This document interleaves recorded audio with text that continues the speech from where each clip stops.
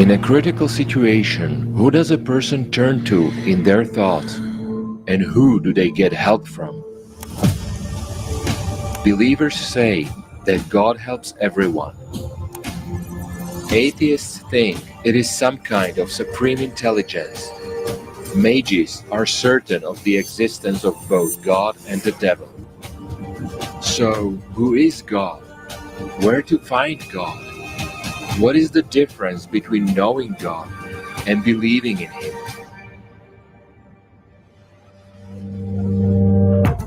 In search of answers, people are left to their own doubts, but they still go both to church as well as to mages, just in case.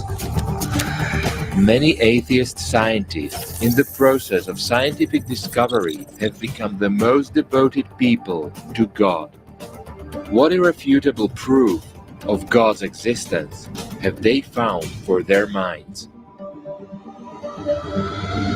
Watch the 31st episode of the Kaleidoscope of Facts, Scientific Proofs of God's Existence.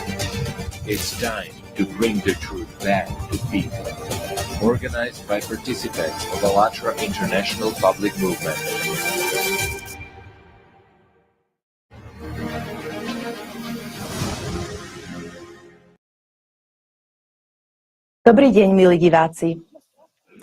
Hello, dear viewers. Welcome to the third episode of Kaleidoscope of Facts, Scientific Evidence for the Existence of God, Science of the Soul, in which we continue our research. Do you want to know God? Know yourself first. With this saying, centuries before psychology as a science emerged, the monk Evagrius Pontic expressed a profound truth about life. Today we will discuss the existence of God from the perspective of psychology and try to answer the following questions. How far has psychology progressed in its research on the human soul, and what are the results? What are the most common questions people ask psychologists? We will discuss unusual cases from medical practice. Where is the human consciousness located? How can the science of the soul help mankind find an answer to the question, does God exist? Greetings. Before we begin, let me remind you briefly of what we discussed in the previous parts of scientific evidence for the existence of God. In part first, we discussed the origin of the universe and life on Earth. In part two, we watched the movie Element X, which dealt with the subject of ether and the use of free energy in the late 19th, early 20th century. Why isn't modern humanity utilizing this development now? How can the physics of ether prove the existence of God? Today, our topic will be the science of the soul. At least once in our lives, each of us has asked the question, does God exist? Our international team took to the streets of Slovakia and Czech Republic and asked people what they thought about the existence of God and what discipline should deal with this question. Let's take a look.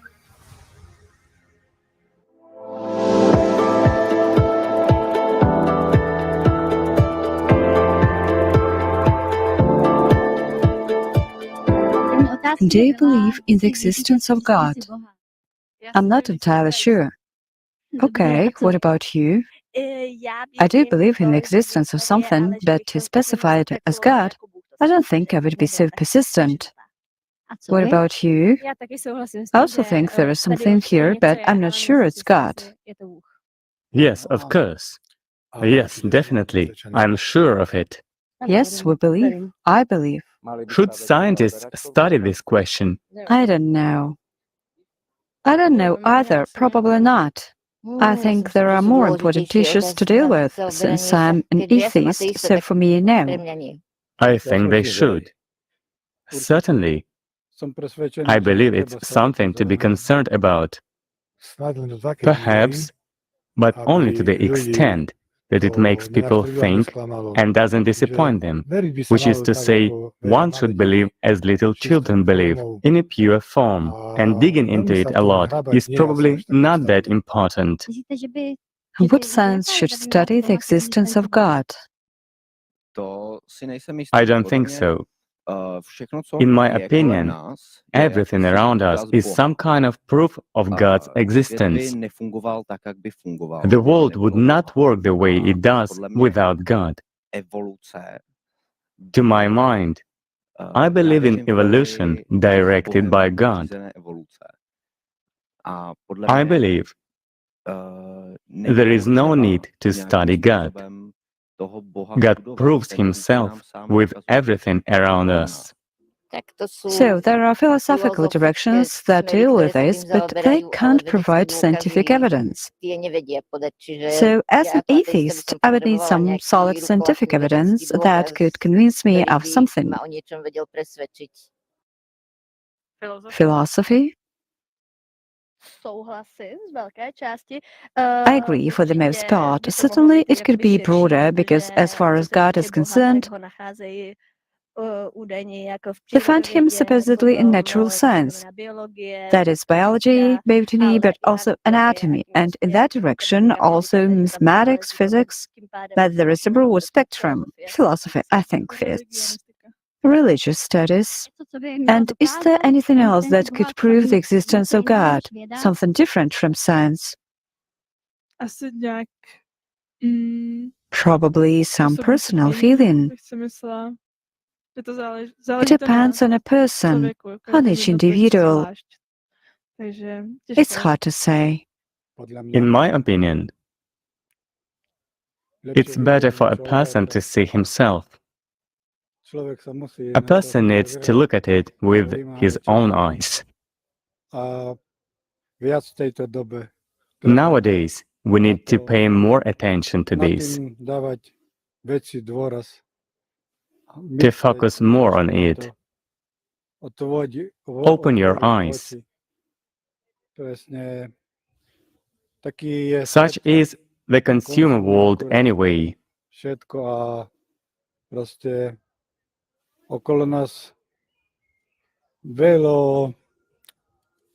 There is a lot of evil around us.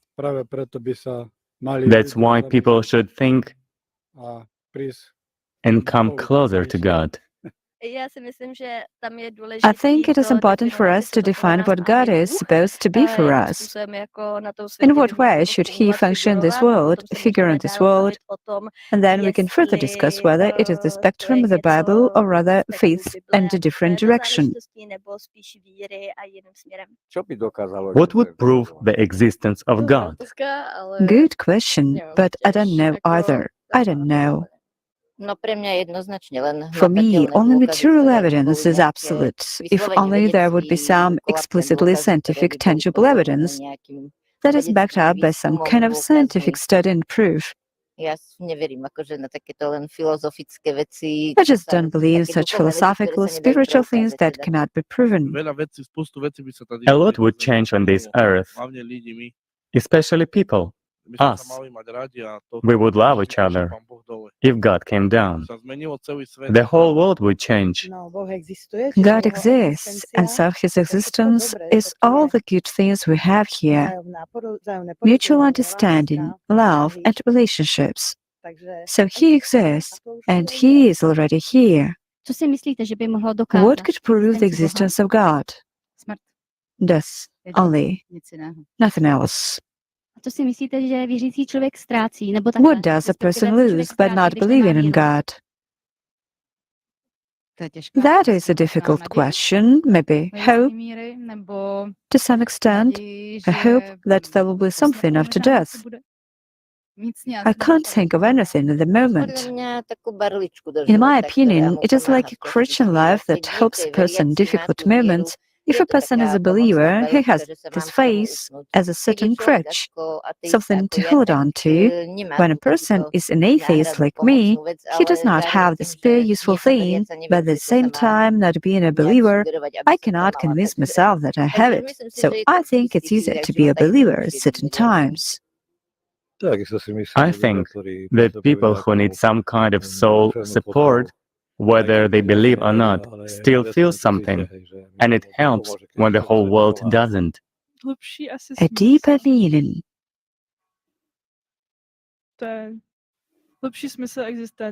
A deeper meaning of existence, but it depends. It doesn't have to be God, it could be some higher meaning of life. For example, I believe in a higher meaning of life, because going to work, having a family, and dying is so one-sided.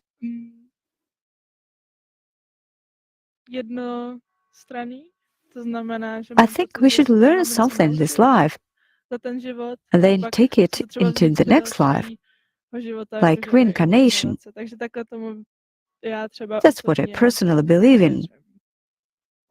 Everything, especially love, respect for others, everything. Because God accompanies us everywhere. Without God, we are nothing. It is beautiful when you are with God. Then you understand what it means. Everything. I can't even imagine it.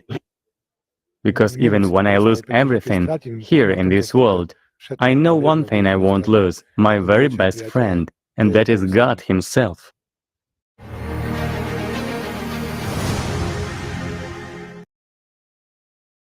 We thank all participants for their honest answers. As we have seen, people today have different opinions on this issue. For some, the answer is obvious, for others, it is not. Some need faith, some need direct scientific evidence and arguments. And yet, this is one of the most important questions in our lives. After all, there are over 7 billion believers in the world today, and if so, the answer to it determines the meaning and purpose of life of all humanity. Let's take a look at the hectic times we live in. In the 21st century, the age of technology, our priorities are still to provide for the basic needs of our bodies and comfort of our surroundings. This is not to say that we shouldn't do this. It suggests that we have actually stopped in our development as a civilization. After all, with today's technology, people's basic needs should have been covered a long time ago. The need for constant survival prevents us from taking the time and paying attention to more important issues, such as what is the meaning of my life? Why am I in this world? Is there God?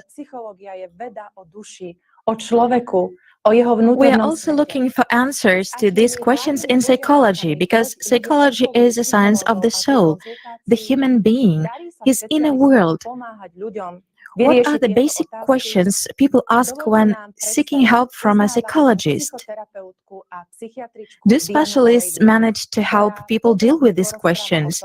Let me introduce the respected psychotherapist and psychiatrist Diana Alleinik, who will talk in detail about how the science of the soul copes with the tasks at hand. Diana, the floor is yours. Let's start with a question. Who or what should science serve? The answer would seem to be obvious. Science is supposed to serve people, to help them and lead to the knowledge of the truth. Let's see if psychology has fulfilled this task. The main request to psychologists is always about relationships, how to get along with other people or with yourself. And it is always a search for love. Because if there is love in a relationship, there is mutual understanding, support, respect, and warmth, which also means the absence of problems and suffering. It is the absence of love in a person's life that leads them to consult a psychologist and psychotherapist, or makes them a psychiatric patient. Someone may say, I'm not looking for love, I'm looking for happiness. But what is happiness? Happiness is when you are understood. Great happiness is when you are loved. Real happiness is when you love. Happiness is impossible without love. Is modern psychology able to lead a person to real happiness? If, as Sigmund Freud, one of its founders, claims, the intention that man should be happy is not in the plan of creation. And another statement of his, two motives underlie all our actions: the desire to become great and sexual attraction. Meaning, a person is nothing more than an animal. He's interested in power and sex. Then, what does psychology deal with? What do psychologists try to help people with in counseling? Everyone is fine with power and sex. It all works out. But what actually doesn't work out is to love each other, to be happy, and to understand what the meaning of life is. The search for answers to these questions always leads people to God. But many people try to find those answers in psychology. After all, psychology is a science which has taken the responsibility of answering the questions of who is a human being and what is the meaning of human life. The answers to these questions determine whether human life will be filled with love or suffering, and by what laws society will exist. These are two fundamental questions everything begins with. But the founders of psychology tell us, the moment a man questions the meaning and value of life, he is sick, since objectively neither has any existence. Just think about it. From a scientific perspective, we are simply animals whose existence doesn't even have a meaning. Why do I keep quoting Freud? Because all methods of psychotherapy, all types of assistance in psychiatry are still based on these and similar ideas. The ideas that the human is an animal, the most evolved one. The meaning of a person's life is survival and the struggle for existence. That suffering is the norm, aggression is the norm. Whereas love is madness, animal passion, and the desire to possess the object of love. That is, to have power over the beloved one. And the loss of that power leads to suffering. Sounds familiar? And what did we get as a result? A society torn apart by an endless struggle for power. Wars with each other, both at the level of families and states. How the world's population has mental disorders, while the majority of people are still in an unsuccessful search for oneself and happiness. Can this be called the truth? And most importantly, do we agree with such a truth? It is interesting that psychology exists without any scientific evidence base. Over the past 150 years, psychology has turned into a vast collection of theories, concepts, hypotheses, and a huge number of methods. But what benefits has it brought to people's lives? Have we eradicated at least one mental disorder for humanity over the past 150 years by continuing to look for causes of mental disorders in the brain? On the contrary, the list of diseases is growing. The number of patients is growing exponentially. According to various sources, from 40 to 60% of the population in different countries suffer from mental disorders. It's at least half the population. All forecasts agree on an increase in the rise of mental illnesses tenfold. According to the World Health Organization, WHO, estimates this will have cost the global economy up to $16 trillion by 2030, which makes a fifth of global GDP. In other words, the fifth of the world's income will be spent on the issues with people's mental health. These are the conclusions in the Lancet Commission report of WHO, which included 28 leading mental health professionals. For comparison, in 2010, losses constituted about $2.5 trillion. According to one of the authors of the report, Vikram Patel, the number of mental disorders worldwide has increased dramatically over the past 25 years. True statistics on the mental state of the world's population are not publicly available, even for specialists. That's why we do not know the full extent of the catastrophe. But don't we see it? We have already normalized gender reassignment up to complete depersonalization in the form of undecided he and it, which means the rape of small children is now called a manifestation of love for them and a normal need of some individuals. For decades, depression and suicide have been one of the leading causes of death among teenagers and young people in developed countries, and the situation is getting worse year by year. We still lack the concept of a norm in psychology and psychiatry. A person's state can change from conditionally normal to pathological at any moment. Specialists know this very well, but cannot reliably predict this change. Psychopathy has long been a variation of normality. Psychopathy is a lack of empathy and remorse, denial and disregard of social norms of morality. And this is a variation of normality. The topic of cannibalism is already being discussed freely, and not just somewhere, but in scientific circles. Many films and books are devoted to this topic. The most known and popular people on the planet openly popularize it. They are those who we look up to. How have we ended up with such horrific results? Let's turn to the history of psychology. How do the working hypotheses which guide psychologists and psychiatrists, and in which we try to find the answers to life's most significant questions, form and what are they based on? Everyone knows that the term psychology means the science of the soul. But does everyone know how and when psychology lost the soul? The starting point for the development of psychology as an independent science is considered to be the year 1879, when Wilhelm Wundt, German psychologist, physiologist, and philosopher, opened the first experimental psychology laboratory at the University of Leipzig. 2 years later, the Institute for Experimental Psychology was established on the basis of this laboratory. According to Wundt's ideas, the focus of psychology lies in the subjective experience of individuals, which is attained through introspection, meaning self-observation. But who was doing this self-observation if Wundt excluded two basic concepts of self and the soul? Wundt declares psychology without a soul, since it is something that cannot be experimentally proven. He also believed that it is impossible to experimentally prove the existence of a certain self, which is the center, the basis for understanding who the person is. Thoughts exist, emotions and desires exist. We experience them, we can observe them.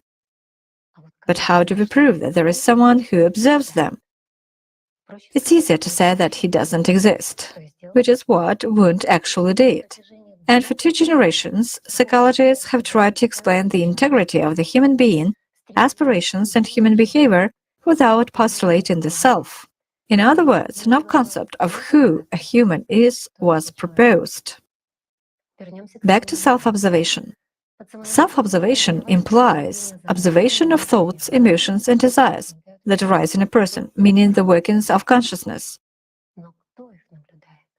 Who observes them? What happens if there is no self? Thoughts observe thoughts, emotions observe emotions. But the terrible thing is that no one openly objected to this obvious nonsense. On the contrary, a separate science began to develop on this basis. It was psychology without soul, or experimental psychology.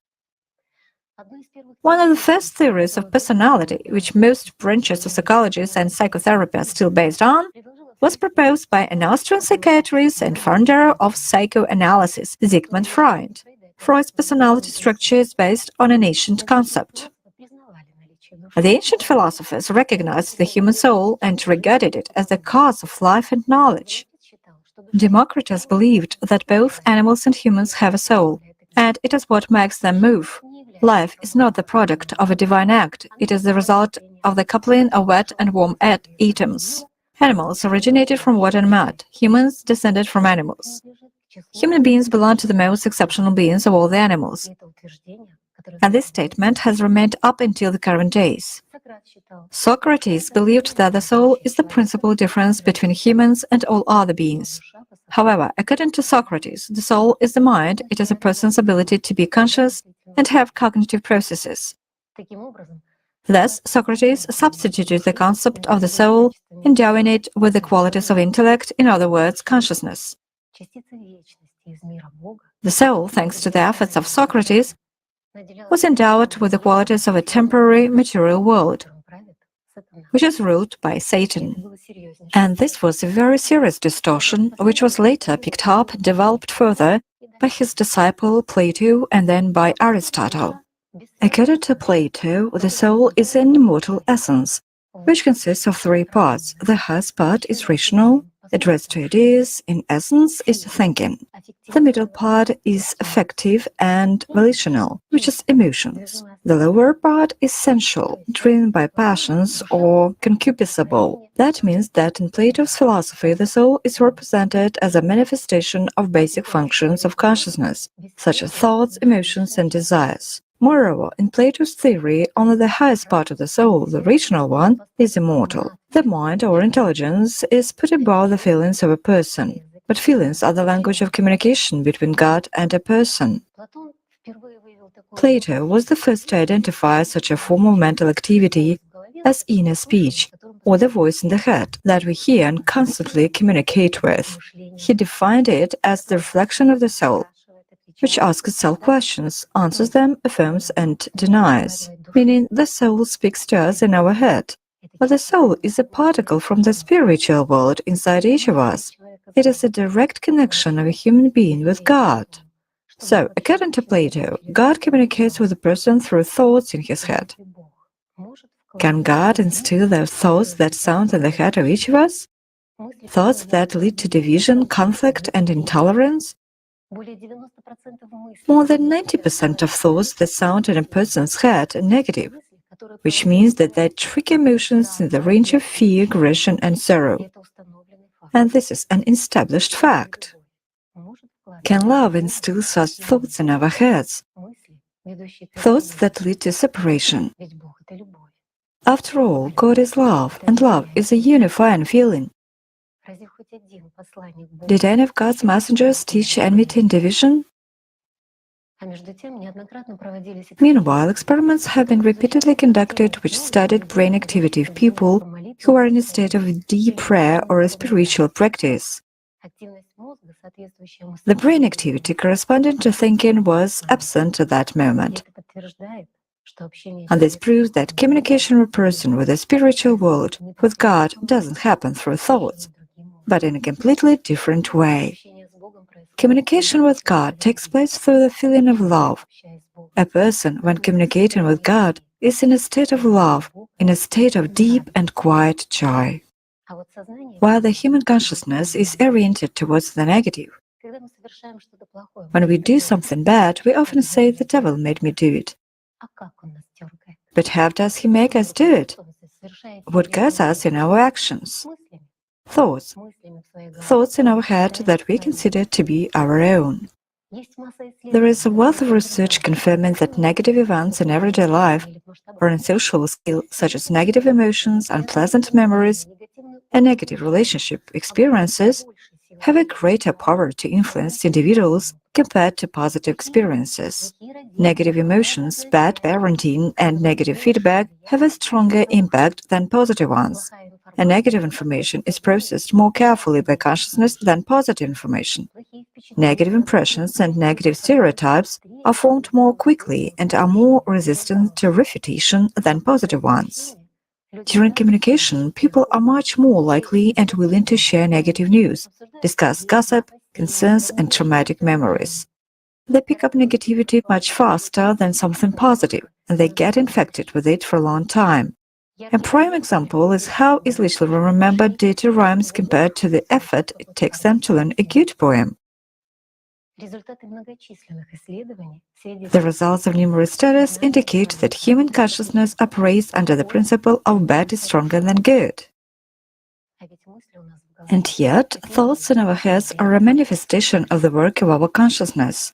Who can implant evil, negative thoughts in a person's head, provoking conflicts among ourselves? After all, the brain is not capable of thinking. There is plenty of evidence to support this. Images and thoughts that arise in the mind are the devil's language of communication with a person. And true saints wrote about this at all times. This is the substitution that occurred because of Plato's ideas. Discovering the truth became the process of knowing the eternal world of ideas. For Plato, the ideal world is the world of the mind, in other words, the world of the devil. Aristotle developed a much more complex understanding of the soul. Aristotle's treatise on the soul is the first specialized psychological work that remained a primary guide to psychology for many centuries. Russian philosopher Asmus characterizes Aristotle as the true father of future materialistic psychology. According to Aristotle, the main function of the soul is to ensure the biological existence of an organism. Aristotle distinguishes three types of soul: the vegetative soul, the animal soul, and the rational soul. Two of them belong to physical psychology, as they cannot exist without matter, while the third, mind, is a metaphysical part of the soul, which exists separately and independently from the physical body as a divine mind. For Aristotle, as for his teachers Plato and Socrates, God is the higher mind, in other words, the devil. While characterizing a person, Aristotle in the first place put forward knowledge and thinking, in other words, intellect or consciousness. Aristotle enshrined and analyzed such qualities of the soul as memory, emotions, feelings, perceptions, thinking, desires, and will. That is, he enshrined the function of consciousness as those of the soul. The concept of the soul was replaced by the concept of consciousness. The divine nature in a human being has been replaced by the devil, with the help of science. It is these concepts of the ancient philosophers that Freud drew upon when creating his theory of personality. Naturally, he singled out only the material animal nature from the integral structure of a human being and described it as the only one that exists. The concept of personality returned to psychology in the form of a kind of image that shapes consciousness, an ego image. Simply put, the key self in a person is an egoist. And with this understanding, humanity continues to exist to this day. It is through this understanding and on this very foundation that an extremely selfish format of society, the consumerist format, was formed and is still maintained. The format of society is, first and foremost, the format of relationships between people. Consumer society is a format of relationships built on personal gain and the needs of the egoist. Human life in such a format of society has no value. According to the founders of psychology, it simply has no meaning. Or according to another group of specialists, the meaning of life is in individual development, the development of one's potential, whether physical or intellectual, as the pinnacle of a person's development. After all, an egoist is incapable of developing another potential by definition, as he has no soul and no connection with God. He only has a body and consciousness. I shall repeat that psychology is a science that sets out to define the main categories of values in society. Who is a human being? What is the meaning of human life? A human being is an egoist, an exceptional animal. Then, according to the scientific claims, egoism is a perfection, isn't it? The relationships between people are relationships between egoists. This is the foundation laid by psychology and all those people who humanity has identified as great thinkers. But it is this kind of relationship that people suffer from. It is this kind of relationship that torments them and makes people consult psychologists. And this is the main issue people turn to specialists with. Having excluded the soul, psychology decided that the best and highest thing in a human being is mind and consciousness. The result of prioritizing such values is a society of absurdity, violence, and manipulation as the primary means of interaction between people. The majority of experiments in psychology, when carefully examined, can be seen as large-scale studies into controlling human behavior, or more specifically, manipulating people, lies, violence, and contradictions between our words and our actions. And this is the result of a society that, influenced by science, is oriented towards intellect and higher mind as the pinnacle of its development.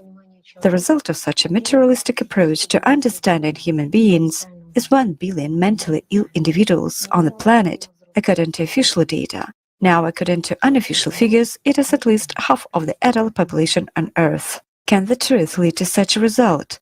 Now, is it possible to come to the truth through psychology? Yes, it is possible, but only if you make consciousness the subject of study based on the already drawn conclusions that consciousness is outside the human body, that it is inherently negative and aggressive, and thoughts and images arising in the mind come to the person through consciousness, while the person has no control over the process. But most importantly, there must be a purpose for which consciousness is being studied.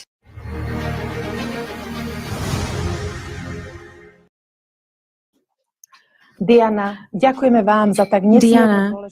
thank you for such extremely important and necessary information about what psychology really is and where it is headed. Every science should serve people, and psychology is no exception. This science has set out its research goals to find and answer the questions: who is man and what is the meaning of his life?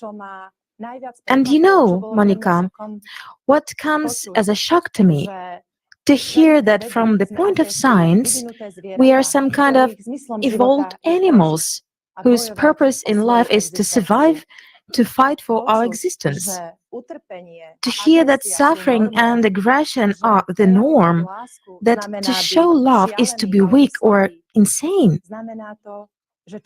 Does this mean that human beings have no right to happiness?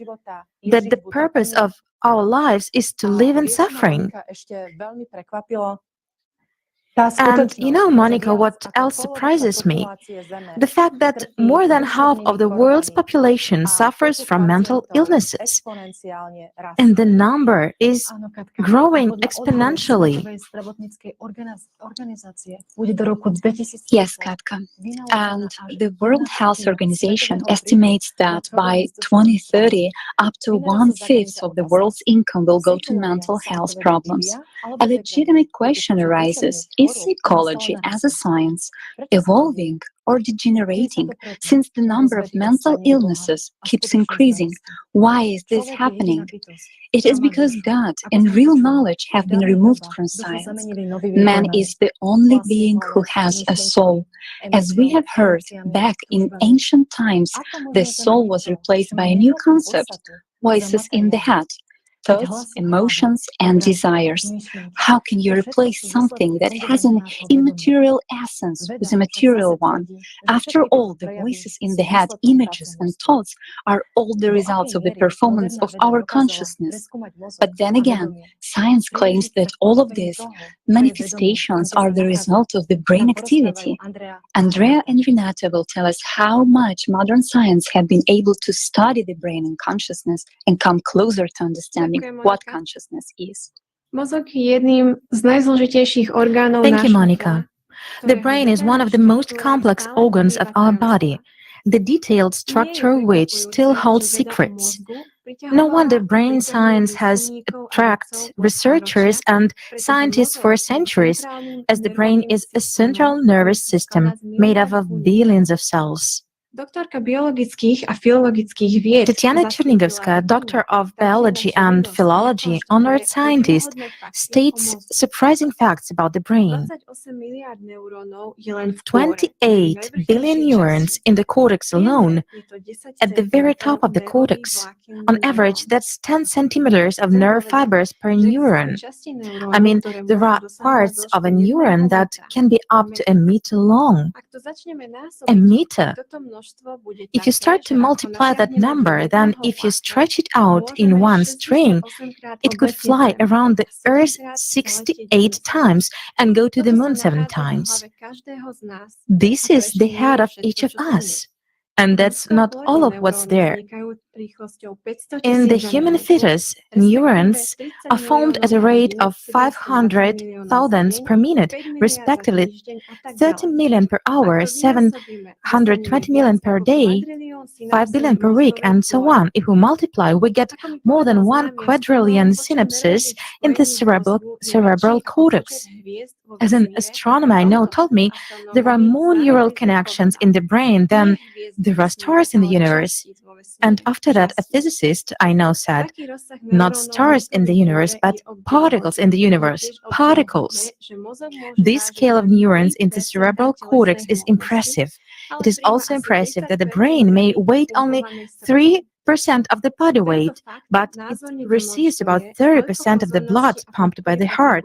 This fact clearly demonstrates how much attention and maintenance our brain requires in comparison with other important parts of the body.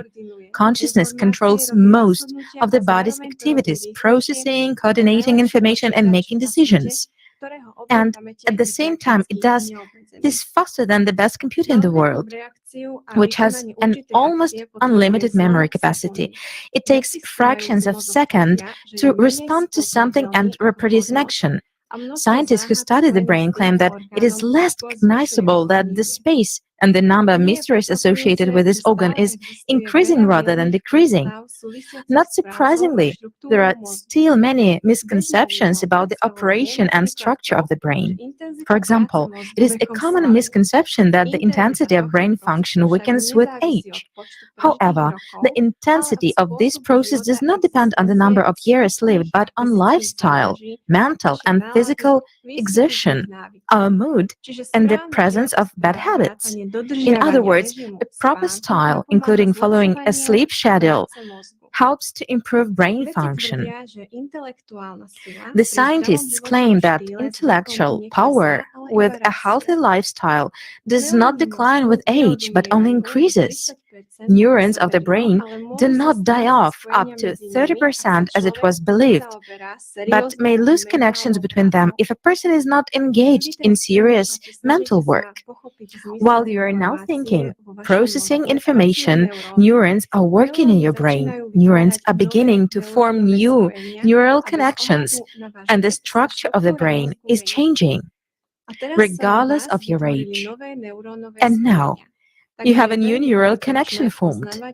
So it is very useful to cognize, to learn something new, because the more such connections, the smarter a person is.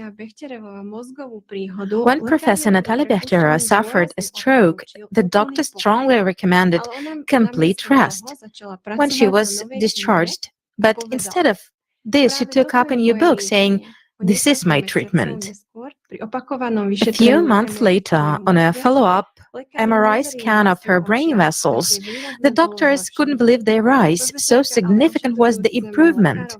But the professor explained to her doctor that hard mental work had contributed to the activation of neurons, the formation of new connections in the brain, which eventually led to the normalization of all its functions. We are recommended to sleep for 7 to 9 hours a day, and there is a reason for this. We need rest in order to maintain memory and respond in a timely manner to certain actions. Lack of sleep kills brain cells, and prolonged lack of sleep can even cause psychosis, as well as reduce the ability of the body and brain to heal itself. All this can eventually affect the process of cognition, judgment, and reaction time.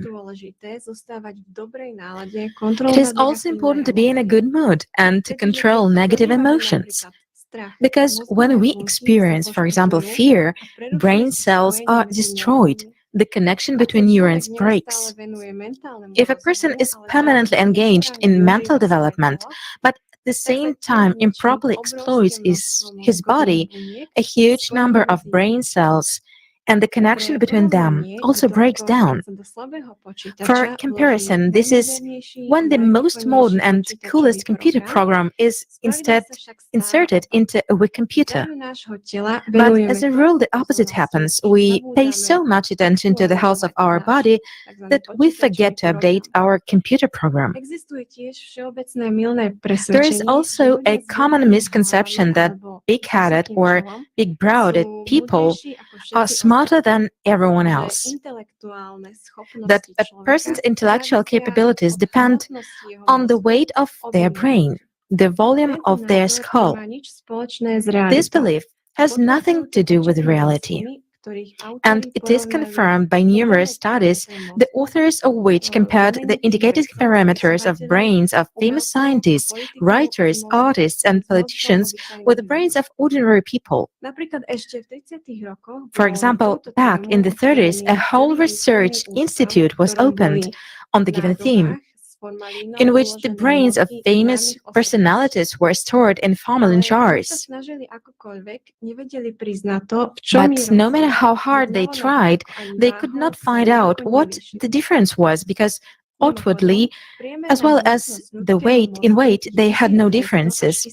By the way, the average weight of a human brain is 1 kilogram, 200 or 400 grams, while the brain of an adult sperm whale can weigh up to 6 kilograms, 800 grams, but that doesn't mean that the whale is superior in intelligence. On the other hand, chimpanzees' average brain weight 350 to 400 grams, but in spite of this, the ape can demonstrate phenomenal mental capabilities. The huge neural network of each person's brain is unique, just like fingerprints. Scientists can use an encephalogram of the brain to identify a specific person. This gives rise to another misconception, that consciousness is in the brain. If we turn to an atlas of a human anatomy, we will not find a single section of the brain that is responsible for the thinking process. In other words, in the brain there is no thinking, memory, logic. There are only reflexes. This was scientifically proven by the professor Natalia Bekhtiyarova. Yes, scientists have repeatedly tried to describe the thinking process based on the fact that we think with our brain organ. However, no such evidence has been found. And in the middle of the 19th century, a landmark event in the field of brain study took place in the United States, which excited the entire scientific community. As a result of an explosion during the laying of the railway, the head of the worker, Phineas Gage, was pierced by a metal crowbar.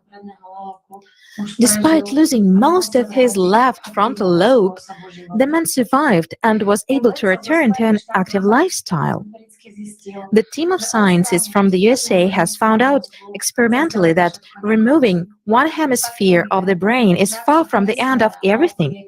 The fact is that if a hemisphere or part of it is removed, complex changes occur in the remaining part of the brain. Existing functional connections are strengthened. New ones are formed. A series of processes take place that allows a person to remain human, even without a part of the brain. Scientists suggest that this happens due to the fact that other parts of the brain neurons take on the functions of the lost ones. Surgeons who have repeatedly performed operations on the human brain stem also didn't find structures there that would confirm that consciousness is located exactly in them. All of them are responsible only for muscle movements of various kinds. The scientist, surgeon, doctor of medicine, professor, doctor of theology, Archbishop Valentin Felixovich Wojna-Yasinetsky describes cases when, with part of the brain missing, there were no mental disorders of the patient.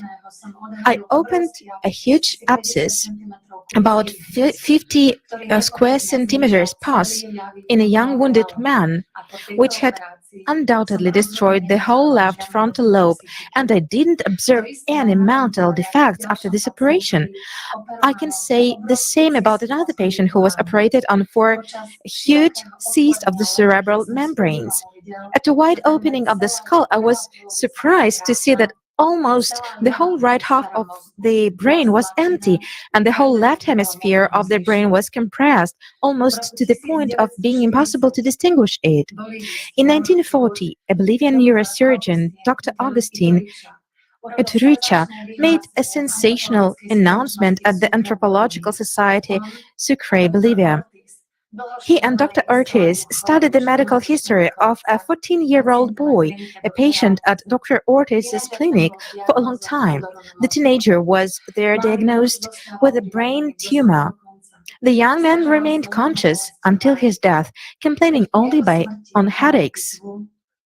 When an autopsy was performed after his death, the doctors were surprised. The entire brain mass was completely separated from the internal cavity of the cranium. A large abscess captured the cerebellum and part of the brain. A well-known scientist, German professor Hoffmann, tells about the unusual case of his practice. He once performed a mortem autopsy on a patient who had been paralyzed shortly before his death.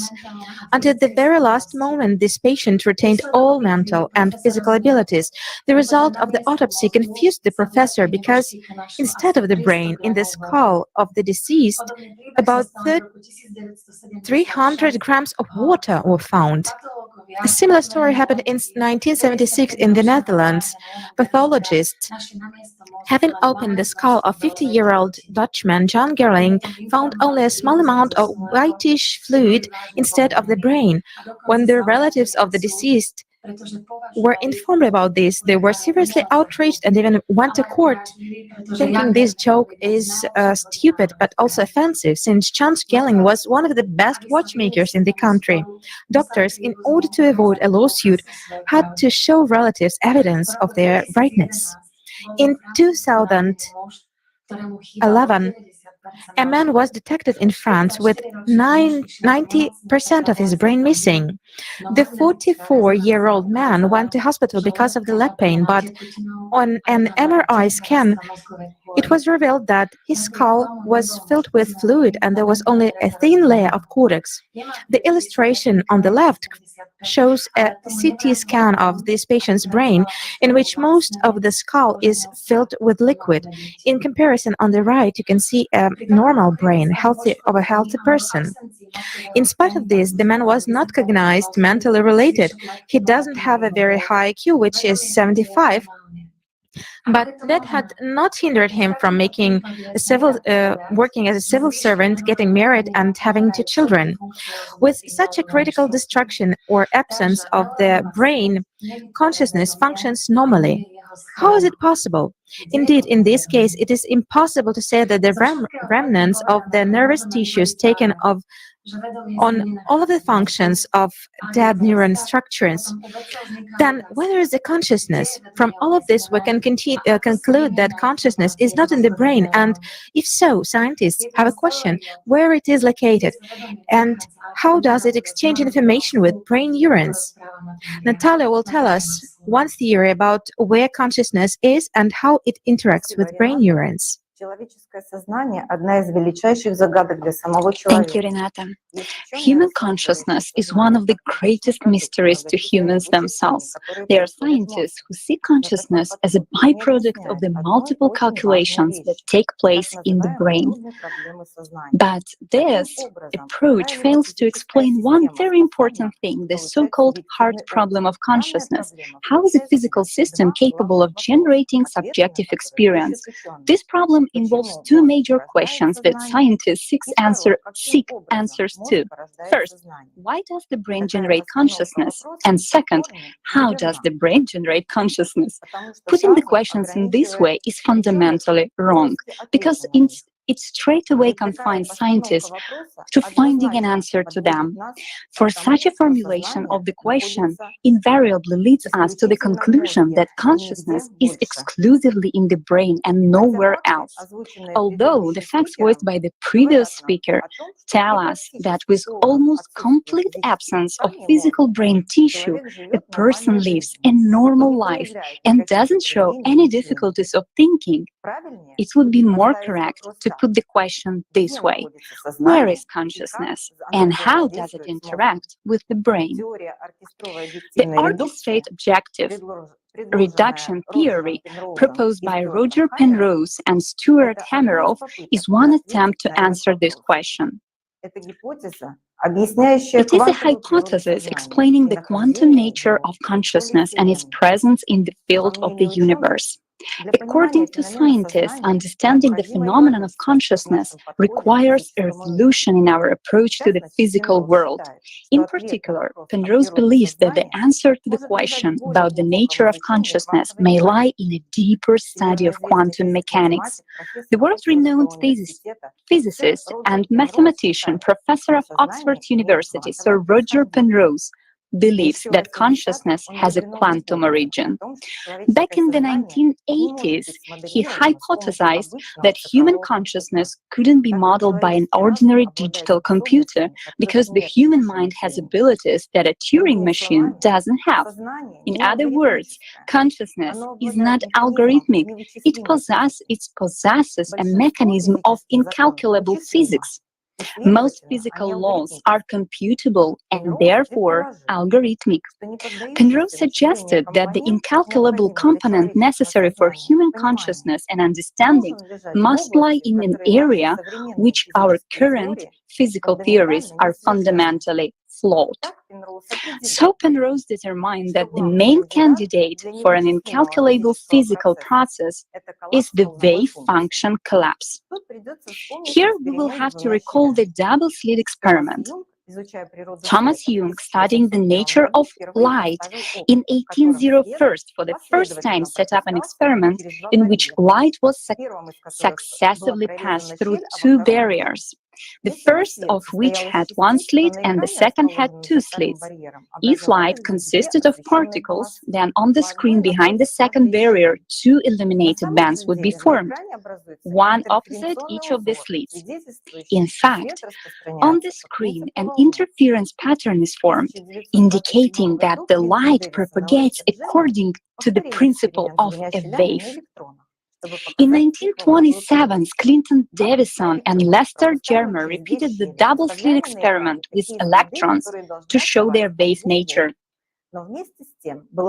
Two beams of electrons passing through two slits left such traces on the screen as should remain from two waves. But at the same time, the dependence of the result of the experiment on the act of measurement was revealed. As soon as the electron was measured, the interference picture disappeared. That is, the electron became a particle and lost the state of superposition. Superposition is the possibility of being in all possible alternative states simultaneously until a choice is made, until the observer has made a measurement, calculation of a given object. As soon as the observer focuses on the behavior of the electron immediately collapses into a particle. That is, it turns from a wave into a material object whose position can be detected. In short, after measuring, so to speak, the choice of the observer, one object will be in only one place. In quantum mechanics, particles are described by wave functions, because while a particle is in a wave state, it can appear anywhere. The wave function just describes the probability of a particle being in one place or another in space. The process when a wave turns into a particle is called the wave function collapse. Each particle has its own energy associated with the fundamental frequency of its vibrations. And since our entire world consists of particles, it also has a wave nature at its core. And this wave nature is the more noticeable the smaller the scale of the object.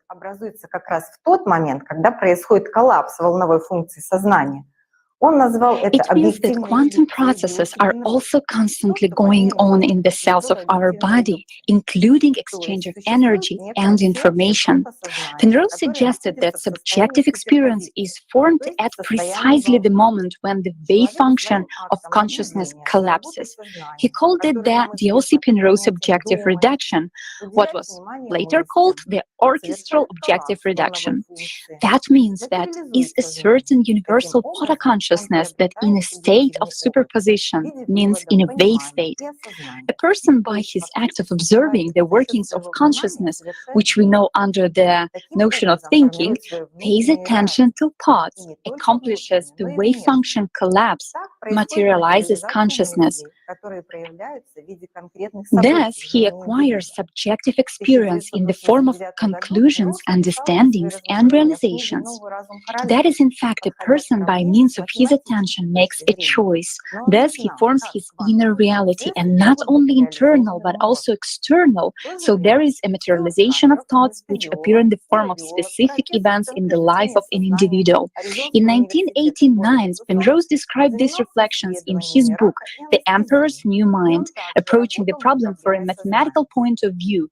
But he didn't know how quantum process could be realized in the brain. At the same time, Stuart Hameroff, an anesthesiologist, neurobiologist, and professor at the Center of Consciousness Studies, University of Arizona in Tucson, was doing research on cancer and anesthesia, and he was also working on the problem of consciousness. He read Penrose's book and suggested that microtubules within neurons are suitable candidates for such quantum consciousness processing. What are microtubules? Hameroff noticed the intelligent behavior of unicellular organisms. The life of protozoan colonies is controlled by collective intelligence. This is confirmed by many scientific experiments. But protozoa have no brain. Not only do they have no developed neural network, but even a hint of neural cells. Despite this, protozoa such as Physarum can build mazes and solve problems. And Paramecium and Infusoria shrew can swim, find food and partners, learn, remember, and reproduce. It turns out that consciousness is not attached to neurons. How then do single cells show signs of consciousness and connect to the collective mind? It turns out that they use their cytoskeleton microtubules. The cytoskeleton is a complex dynamic network of interconnected protein filaments present in the cytoplasm of all cells, including bacteria and archaea. It extends from cell nucleus to cell membrane and consists of similar protein in different organisms. Each individual neuron has its own cytoskeleton. The cytoskeleton includes various structures, including microtubules, which were so interesting to Hameroff and Penrose. Microtubules of neurons can be very, very long compared to the diameter of neuron, up to several millimeters or even longer. Moreover, depending on the circumstances, they can grow or shrink and can also transport various molecules. The microtubule wall site is assembled from the tubulin protein. Using X-ray crystallography, it was found that the structure of cytoskeletal microtubules is a cylindrical lattice with Fibonacci geometry. The helical binding pathways in the A lattice are repeated according to the sequence 3, 5, 8 and can correlate with the pathways of electrical conduction. It is well known that Fibonacci numbers are not uncommon in biological systems and on a much larger scale. For example, in spruce cones, sunflowers, and palm trunks, there are spiral and helical structures with interpenetrating left and right twists, with the number of rows twisted in one direction and the number of rows twisted in the other direction being two adjacent Fibonacci numbers. Interestingly, the hexagonal pattern of microtubules shows a very similar feature. It consists, at least usually, of 5 right-handed and 8 left-handed helical structures. Tubulin dipoles oriented along such pathways are associated with mechanical oscillations of microtubules. Thus, the idea arose that the purposeful activity of microtubules could result in information processing, similar to computing. Hameroff suggested that the tubulin protein of microtubules may contain delocalized TT electrons. The TT electron clouds of amino acids interact with each other, resulting in conductive resonances. Each microtubule is capable of transmitting and processing a large number of messages. For example, each tubulin can encode a huge amount of information. Its potential capacity is 10 and 16 operations per second in one neuron. Microtubules can act as cellular automata, transmitting and processing complex signals in the form of waves of different states of electrical polarization of tubulin molecules. Scientists modeled networks of two microtubule automata connected by proteins associated with microtubules, and they showed uncontrollable learning. What purpose might this serve? Hameroff and Penrose believe that the brain and its microtubules are necessary to orchestrate thought consciousness into subjective experience. During anesthesia, the body leaves, the heart beats, and the brain functions. It shows a slightly short EEG that can be measured. The spinal cord also exchanges signals with the brain, but consciousness is absent. It is taken away by anesthesia and then comes back. Hameroff considers consciousness to be a quantum property of the structure of the universe.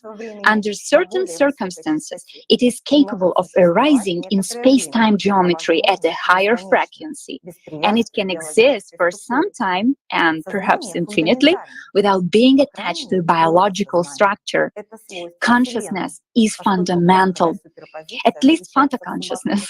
It is a property of the universe because quantum superposition happens in subatomic scales. Usually, these superpositions are disconnected, meaningless, and because of their disconnectedness, they don't create memory. Therefore, to orchestrate photoconsciousness into subjective experience, the brain and its microtubules are needed.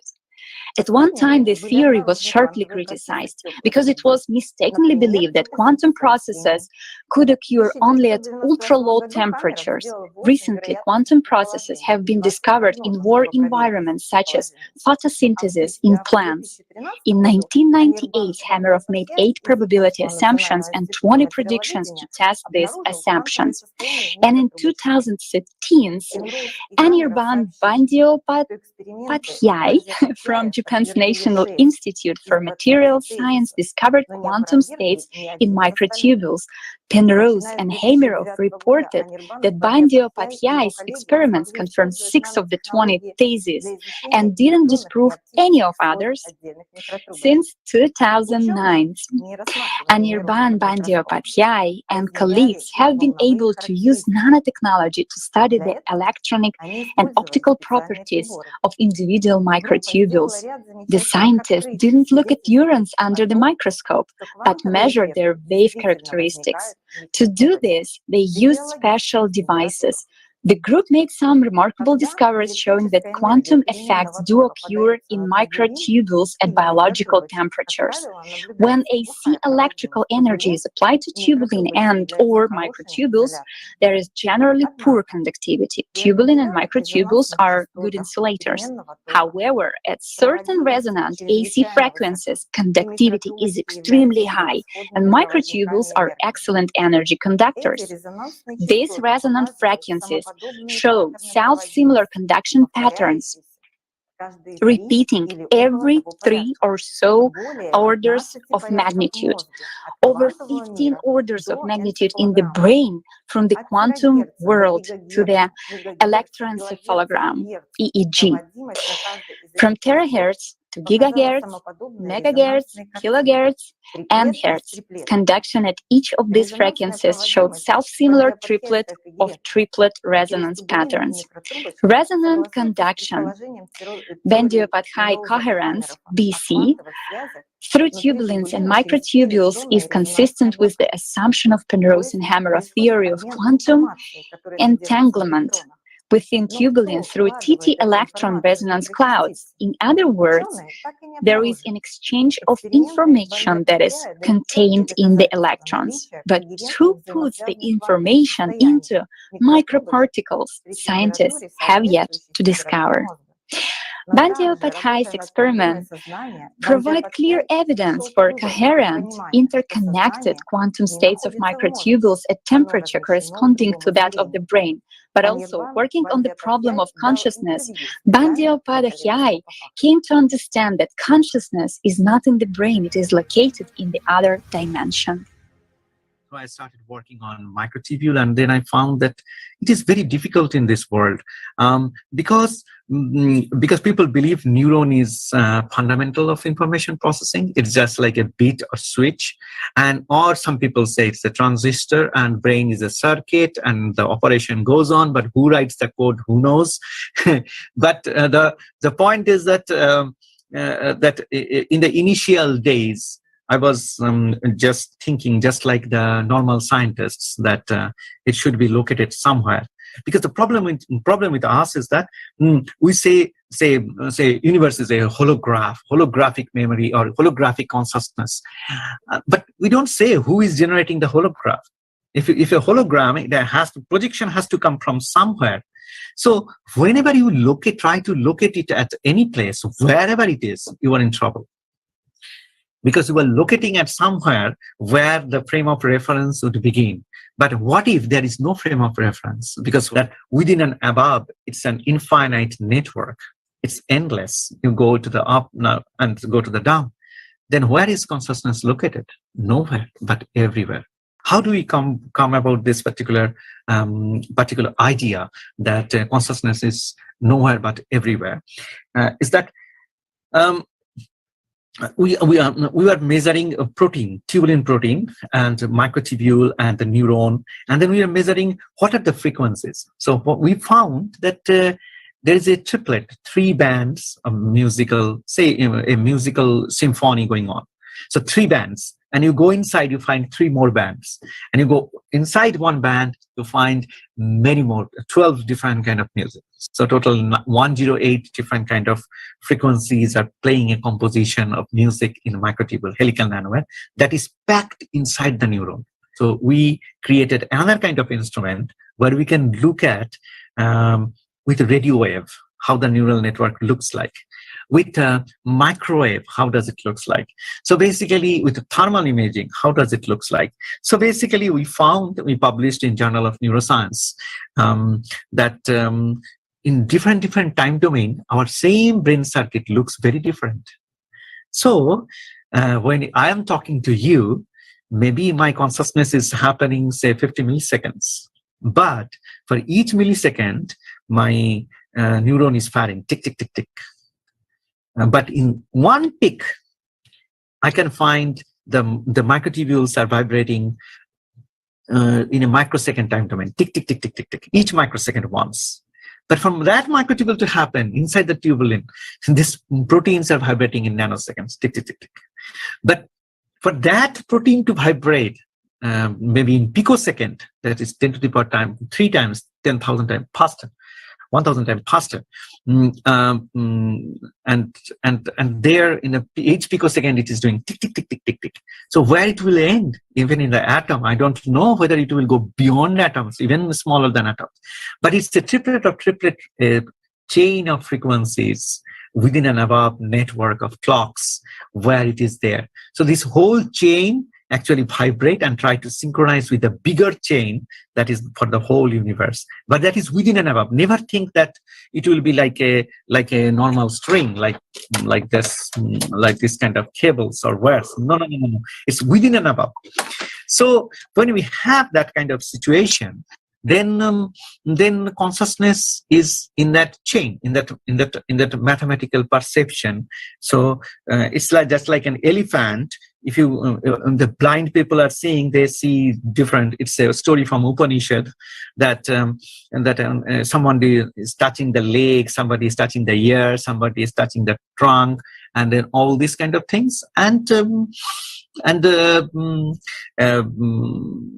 I think that together, not the view of one, but if we have to include the view of all and something beyond, which is beyond their imagination, beyond their limit, beyond their view, in their dimension. It's a completely different dimension. So everybody is looking at 2D, 2 dimension. But in the 3 dimension, the elephant is there. So you have to change the whole world view, the way you are looking. But it is not once, you have to do it 12 times. Then you can fathom and where is consciousness. So don't try to look for a very particular place. If you try to do it, you are making a mistake.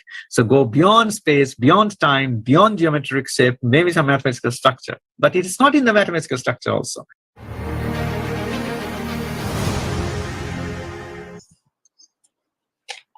Mr. Bandyopadhyay, thanks for the interview. Your answer is really shocking. Consciousness is in the other dimension. We won't find it in the brain. However, despite advances in recent years, this theory is rather in opposition to classical science. In 2017, Sir Roger Penrose founded the Penrose Institute to study human consciousness by means of physics and to distinguish it from any possible artificial intelligence.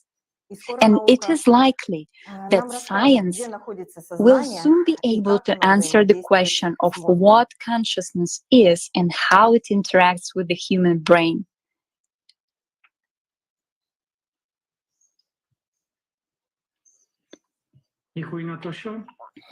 Thank you, Natasha. The scientific research on patients with the dissociative identity disorder proved to be very interesting.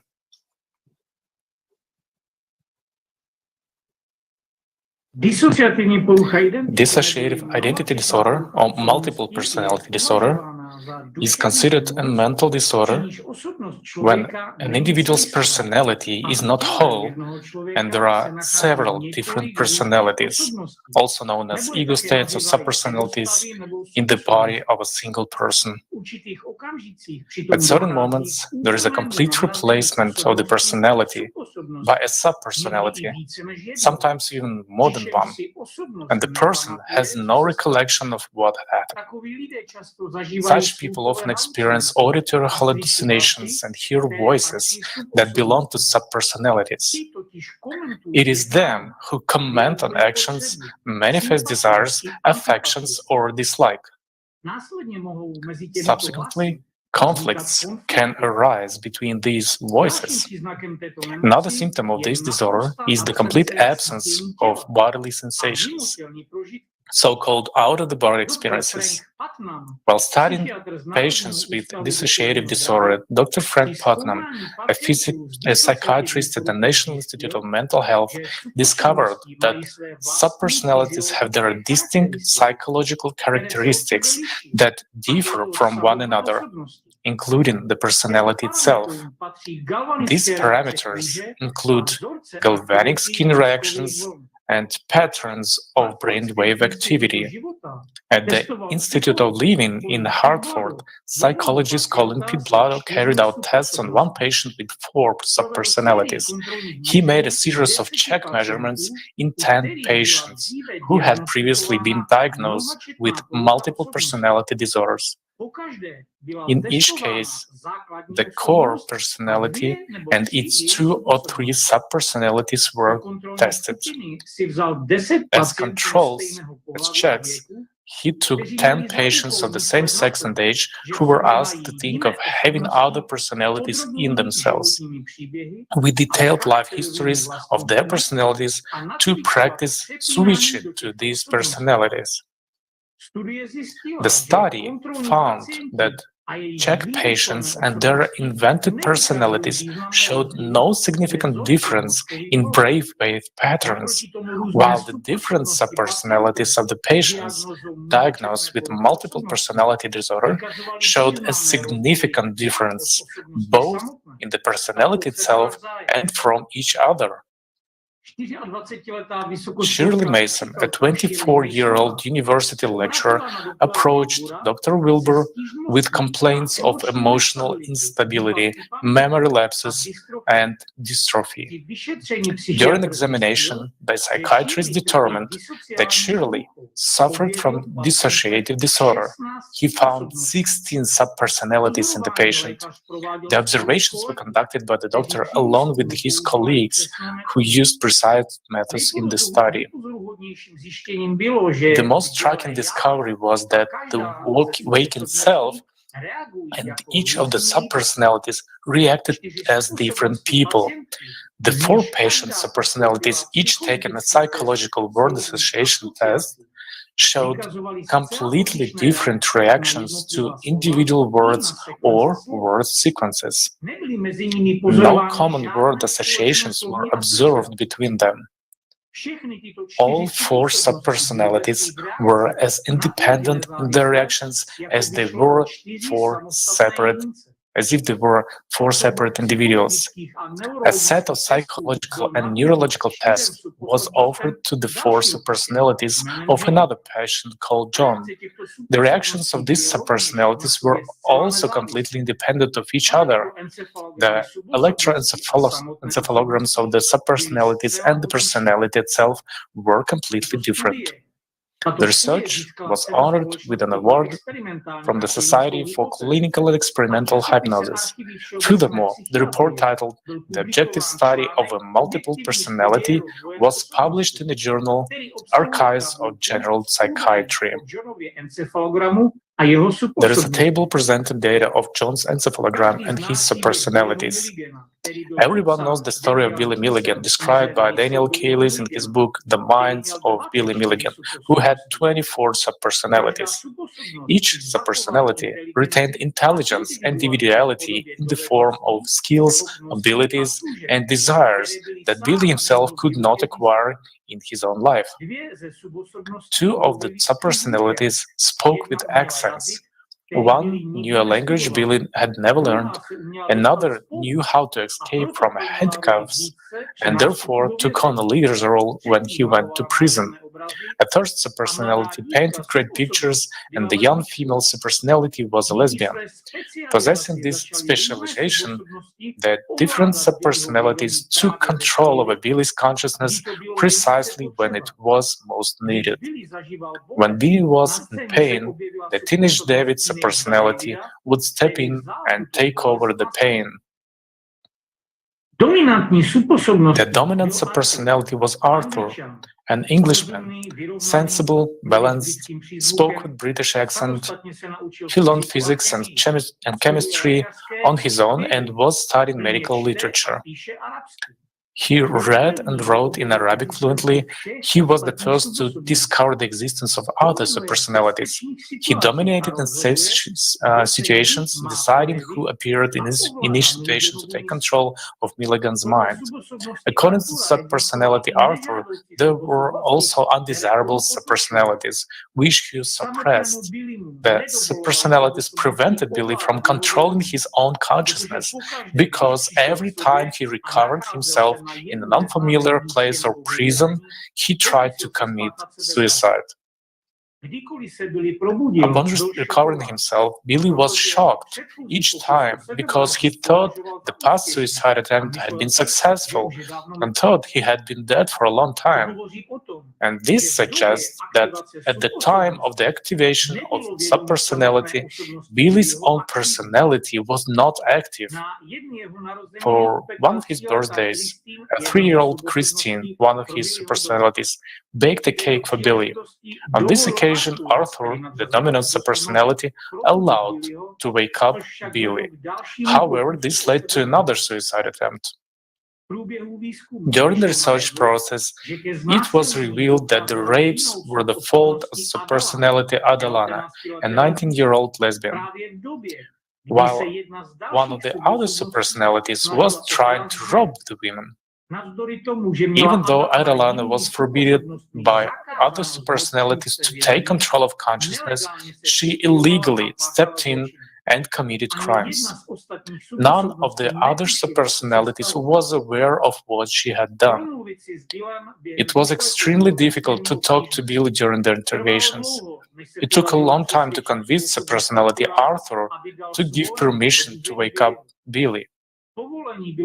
Permission was given in exchange for a promise to keep the suicidal Billy safe, primarily from himself. The author of the book writes that the EEG readings of Billy's brain were abnormal EEGs.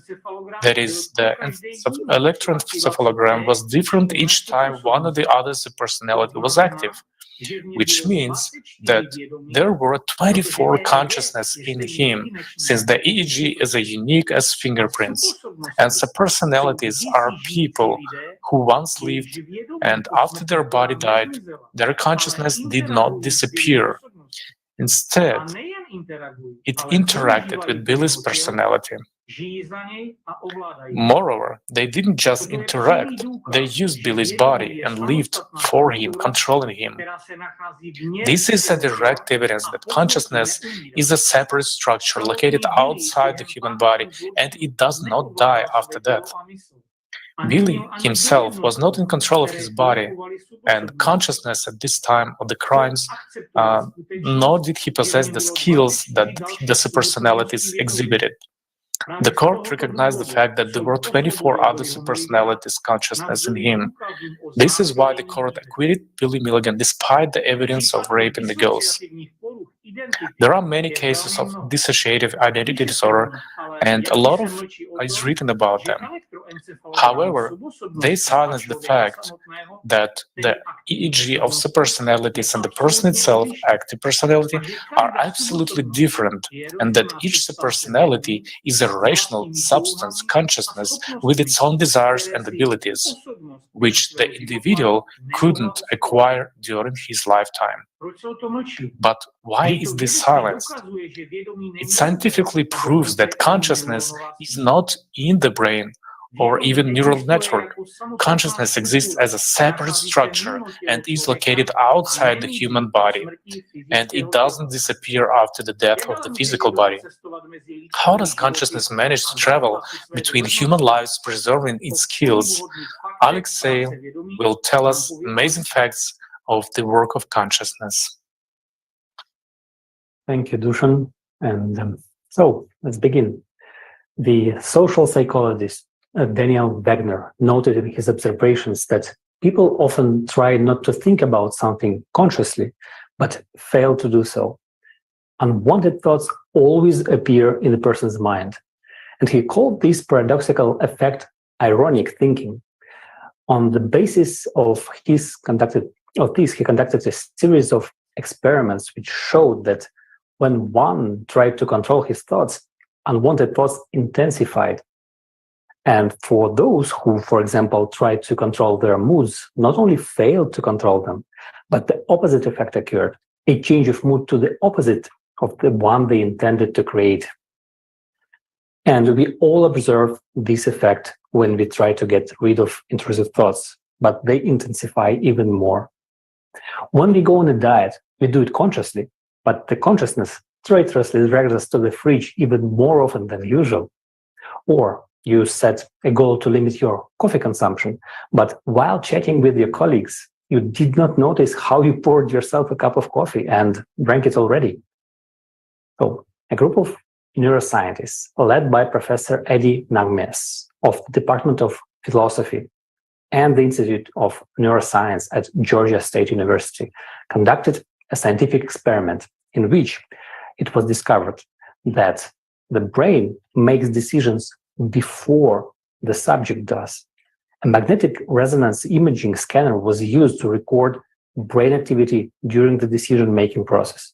And this method allows to recording even small local changes in brain blood flow in response to neuronal activity.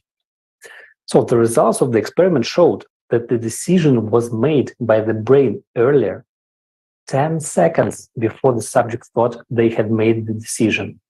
Moreover, this prior brain activity is not an arbitrary preparation for a response. On the contrary, it specifically encodes how the subject is going to make a decision.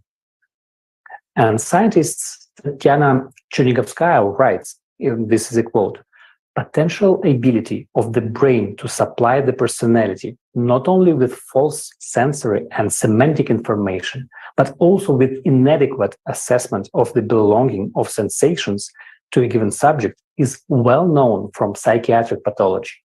On the other hand, Ramachandran's research with phantom sensations, published in 2008, shows that this persuasion of consciousness can destroy them. So there are still ways of voluntary consciousness influence even on such extreme anomalous sensations. End of quote. So this implies that a person receives pre-encoded information from consciousness, but it may be false and inadequate. And on top of everything else, consciousness can also persuade the personality of anything. Indeed, what a masterful manipulation by consciousness. Okay, so consciousness acts in such a way that we don't know it exists as a separate structure. So it lives for us, it makes decisions for us, determines what it would like to do, and as a rule, it does not want what we need. Moreover, consciousness creates constant contradictions. We intend to do one thing, think another, and do quite the opposite of what we planned and thought. So we constantly have negative thoughts that destroy us, lead to resentment, disappointments, depression. However, we do not want to live with this negativity. But if a person is an integral structure, why do we need such contradictions coming from consciousness? Well, perhaps they are necessary precisely to create conditions for a person to make a choice. The choice between good and evil, negative thoughts, destructive programs, and positive thoughts aimed at creation, new scientific discoveries, understanding of our world and ourselves. And what do religions call someone who possesses the perfect art of deception? Could it be that consciousness acts as an unprincipled but rigid teacher who tests us for humanity, each time sending us difficulties and trials in which we, as personality, must make our own choices rather than act under the dictates of consciousness? Professor Natalia Bekhtereва believes that consciousness controls us, and she refers to consciousness as the memory matrix. And it is this matrix that generates emotions. Emotions arise from external influences, not from within us. This is why we cannot stop a thought or consciously try not to think about something, but it doesn't work. This is because consciousness is a structure that has self-awareness, its own self, and therefore the thoughts that a person observes are not their own, but the thoughts of their consciousness. After these experiments, a number of scientists questioned the existence of free will in humans as personalities and began to argue that only consciousness manifests the will. Other scientists began to refute this conclusion in their articles, recalling multiple instances in which a person has manifested the will, for example, in spiritual development. We can assume that there is a will from consciousness and a will related to the spiritual beginning, the soul. So then we can conclude that the personality has no will, but it can choose between negative and positive thoughts. When necessary, ignore the negative and purposefully cultivate positive thinking and feelings. What the personality pays attention to is what manifests within a person. A serious scientific research was conducted for 22 years by psychiatrist Dr. Gennady Pavlovich Krokalev. His experiments led him to the conclusion that thought is material, and the eye radiates electromagnetic waves into space, forming a holographic representation of images arising within a person. So he managed to capture on photographic film the visions of 117 mentally ill people suffering from hallucinations. The patients themselves identified the obtained images as the ones they perceived. So the doctor conducted another experiment. He placed patients with visual and auditory hallucinations in a room, shielding them from external electromagnetic fields, and their hallucinations disappeared. In other words, when the patients were inside the chamber, there were no hallucinations. However, when they exited the chamber, the hallucinations resumed, which proved the images and thoughts are broadcast to the person from the outside. So the consciousness creates an image for the patient, and the eye radiates into space a representation of the image, the person's thoughts, and the patient sees this picture before his eyes. It turns out that insanity is an individual distortion. The consciousness forms pictures, creates auditory hallucinations, and the patients themselves do not understand who is doing it. However, when the attention is shifted away from the image, the picture, including the hallucination, disappears. Academician, neuropathologist, physiologist, and psychiatrist Vladimir Bekhterev proved this by conducting numerous experiments with his patients. So the image is preserved thanks to the attention of the person themselves. So Krokhalev's experiments proved that consciousness has a wave nature, acts as a wave from outside, which means it is a field structure separate from the person themselves. By 1990, about 80 articles had been written by Krokhalev's research, 33 publications in different countries of the world, 6 documentary films had been made, but his research was classified. Where are his works, which he claimed would bring him the Nobel Prize? Why were they classified? These experiments make us think about many things, and in particular, who in us makes the decisions. Psychology also explores this topic, putting forward theories of consciousness. However, these theories raise many questions, and the only thing that psychology has proven is our duality. And so far, we know that we have a spiritual and animal beastly beginning in us.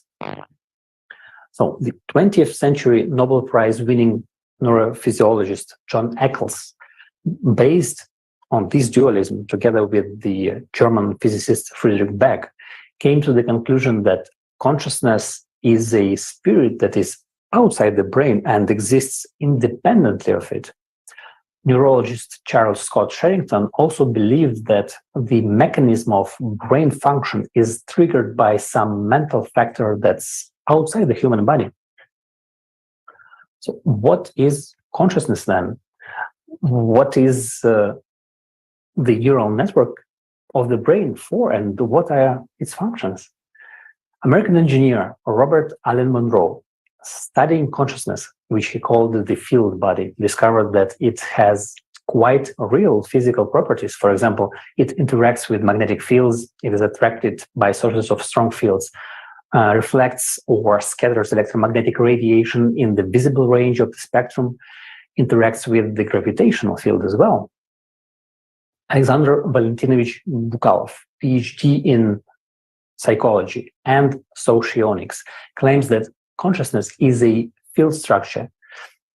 As a field structure is highly flexible and elastic, a superfluid quantum structure that is capable of extending over considerable distances.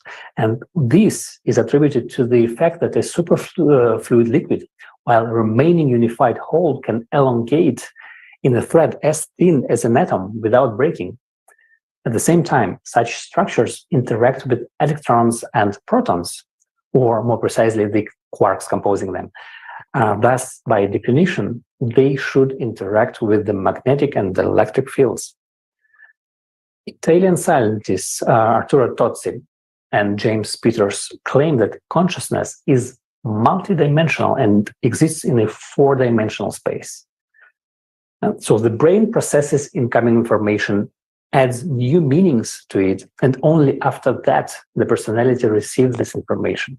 In other words, the person receives information from the consciousness already processed by the neural network, but with some new meanings. I propose to watch an excerpt from the video with participation of Igor Mikhailovich Danilov on this topic.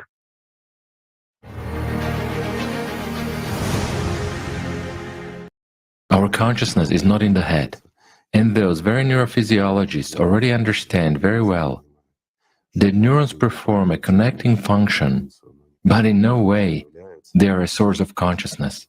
There is one more interesting point. You said that our consciousness is not in the head, yet where is consciousness located and where is personality located, if we speak from the perspective of dimensions? Well, if we speak in reality, in our understanding, for example, we are in the 3-dimensionality with our brain, a bunch of neurons and all its functions. Our consciousness is in the 4th dimension, meaning 1 floor higher, whereas a human as personality is located between the 6th and the 7th dimensions. That is under the ceiling of the 6th dimension, so to say, not in the 7th one.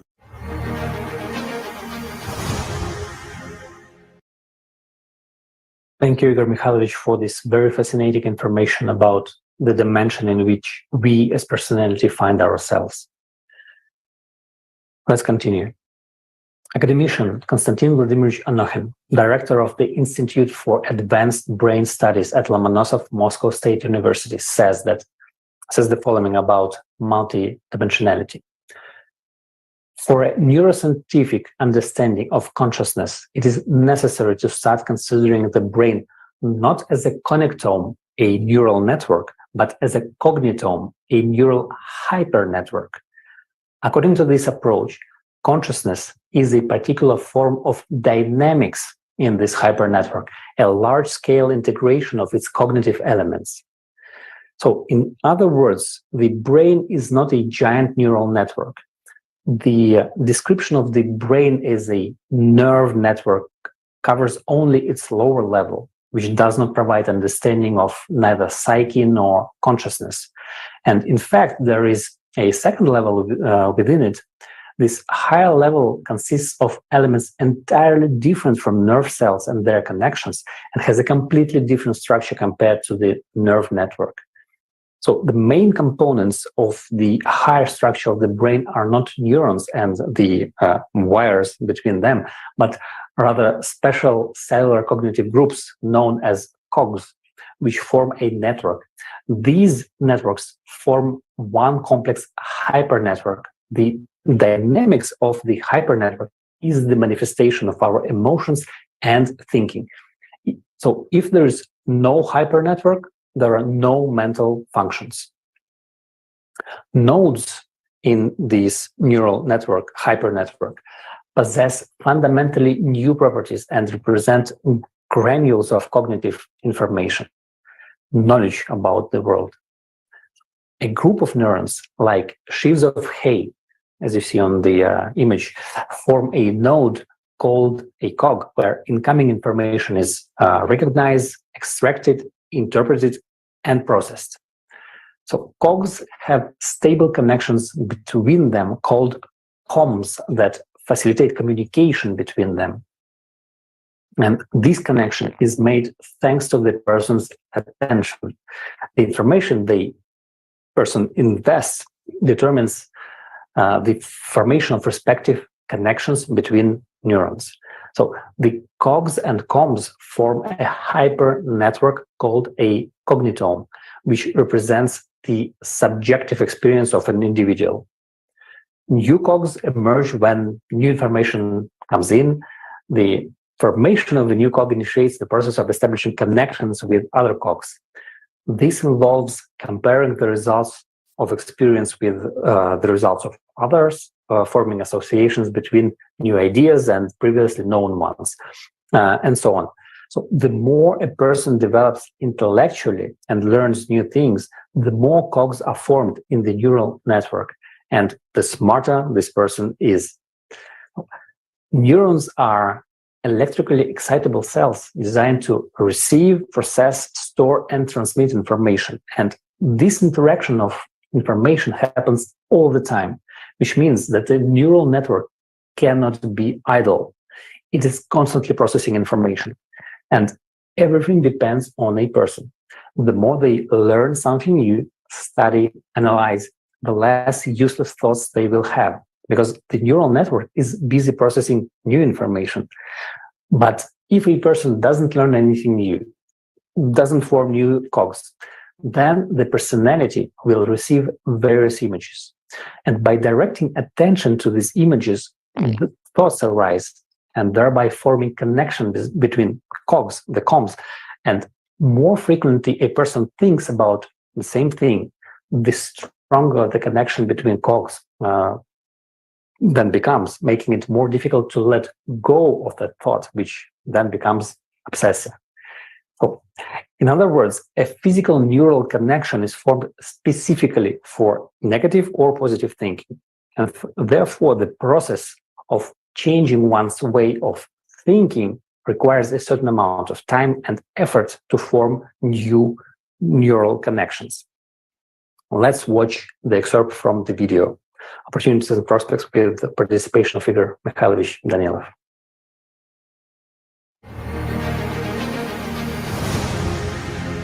I would say that nowadays we have lost the understanding of what we are here for and how we should live.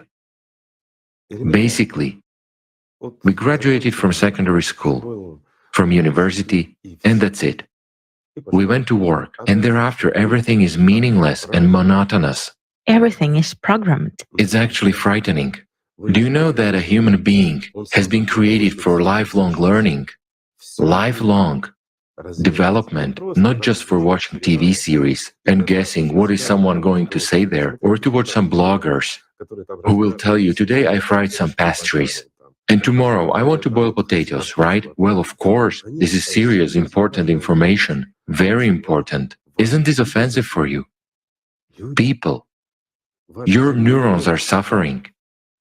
Your brain is not working because in order for it to work normally, it needs a huge flow of information, new information. Then these connections are formed between neurons. Do you know what their function is? No, not memory. Their function is to create new pictures in your head. New information should be constantly coming into your head. You should constantly evolve. If a person doesn't evolve, if he doesn't constantly study something new, he begins to degrade. It's a law of nature. If we do not grow, we wither. That is basically the whole essence of human existence. As soon as we stop our learning, we cease to exist. Then through inertia, we roll down the mountain. This is unacceptable. Why? Because human beings are arranged in a way fractally similar to representatives of the spiritual world. And just for you to know, there is constant development. There is no end to development. Simply no end, not even in eternity. A human is obliged to evolve in this world as well. From the moment we first master elementary skills, we must improve. That's when it will be right. Some people will say, when can I do that? I'm busy after all. That's why the creative society is needed, so that everyone would have time for their own development, so that life would be beautiful and interesting, and not in order to be content with what you have. Yes, it is possible to live like that too. But how are we different from pigs in this case? Tell me. We aren't at all, but we are human beings.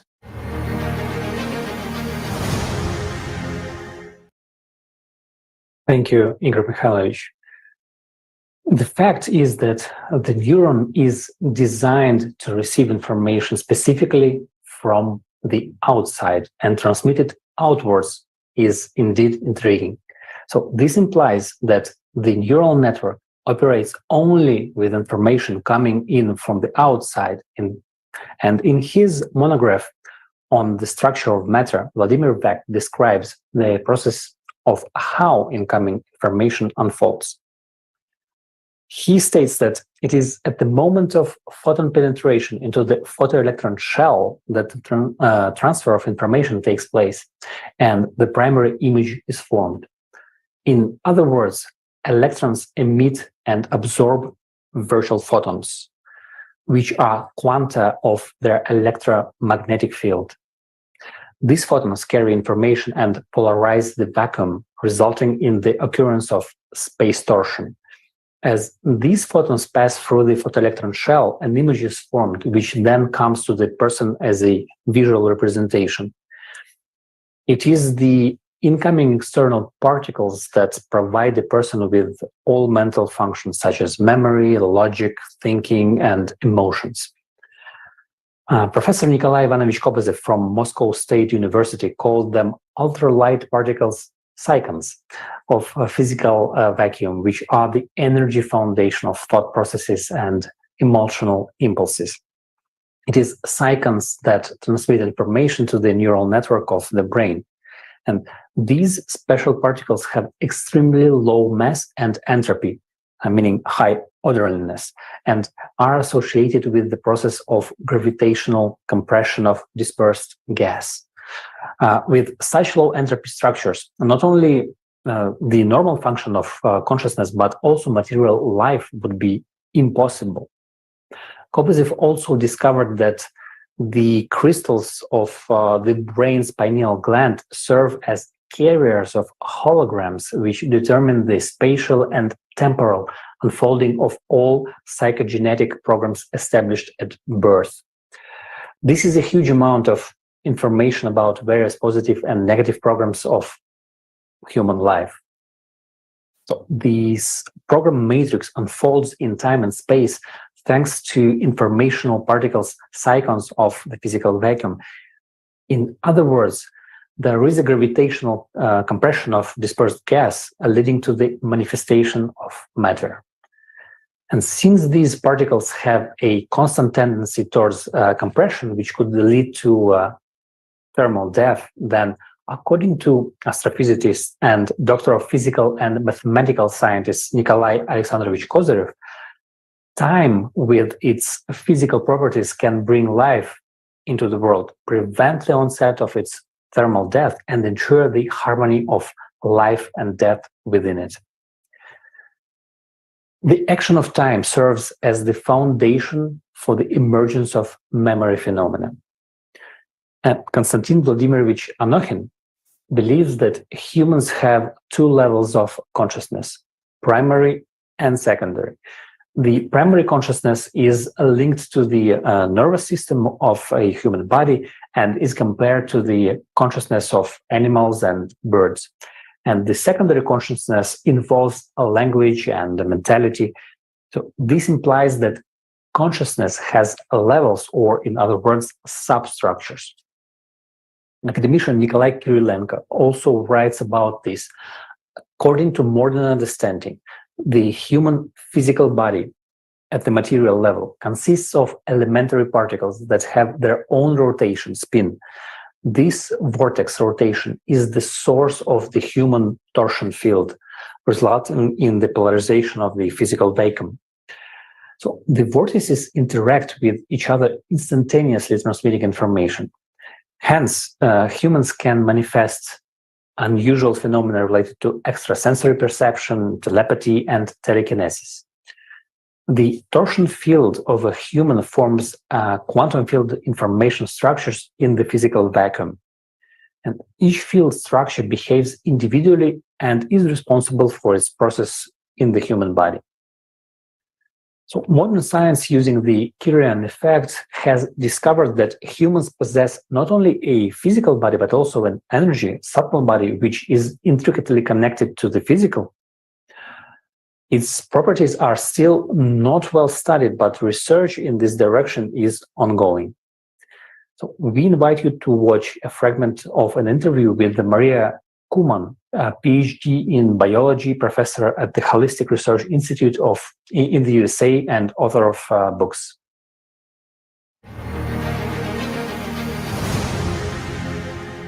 I started photographing the aura, and I found out with Kirlian photography, and I was seeing that the aura is brighter at positive emotions and dimmer at negative emotions, which means that the aura is emotionally sensitive.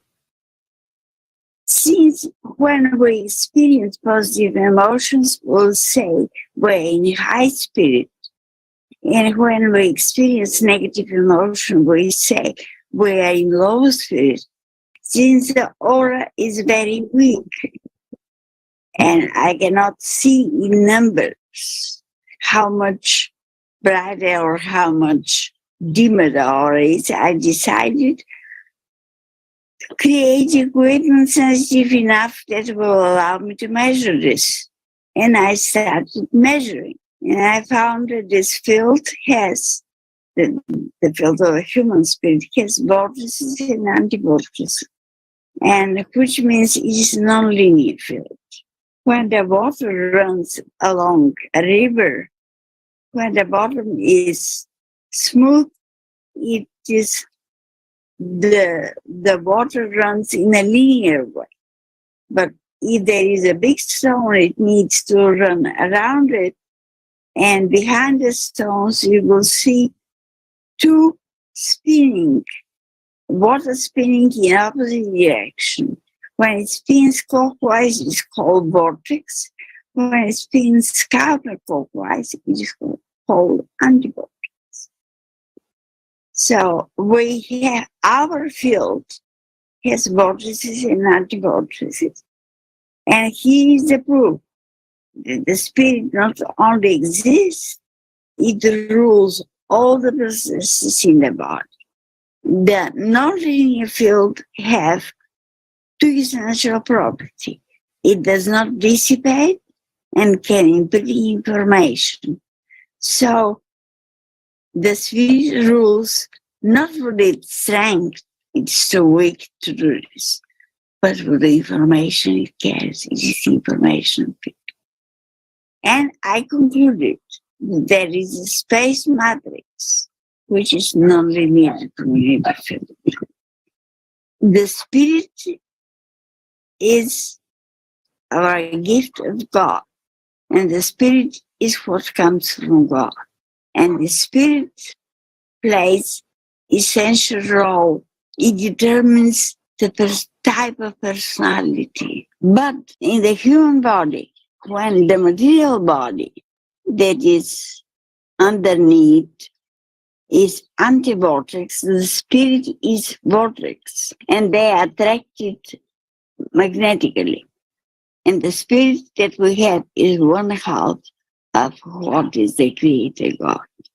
There is a region in the middle of the body that belongs to both the spirit and the material body. And these are called the chakras of the soul. So my mother used to say that God is inside you, and she was absolutely right.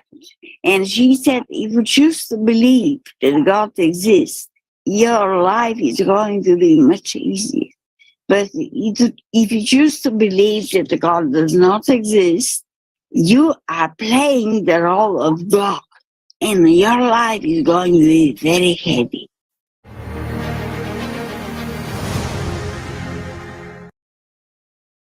Thank you, Dr. Kuhlman. So, how can a person ascertain that God exists? Take the opposite approach. If there is a devil, it means that God exists as well. As we have realized today, an individual's personal devil is his or her consciousness. Who endowed humans with consciousness? With that which tests human beings throughout their lives for their humanity. Consciousness is a separate energy and information field structure. It has a wavelength characteristic and forms all the psychological functions of a human, as well as controls the body's chemistry. Consciousness is multi-layered and multi-level.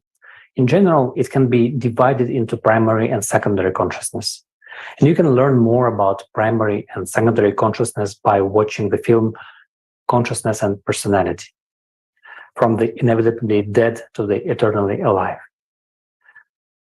Studying consciousness, not only in terms of what it consists of, but also how it functions, how it deceives a person, is one of the main tasks of modern science.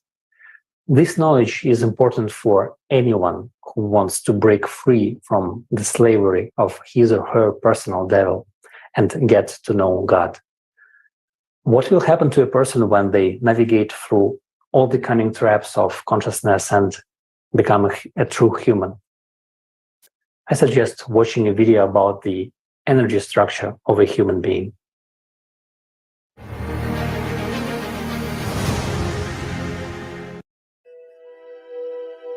The human being is the most mysterious creation on the planet. The human body seems to be a perfect biomachine which performs a variety of functions, not only on the outside, but also on the inside. We move in three-dimensional space, perform various tasks, make decisions, process information, and communicate.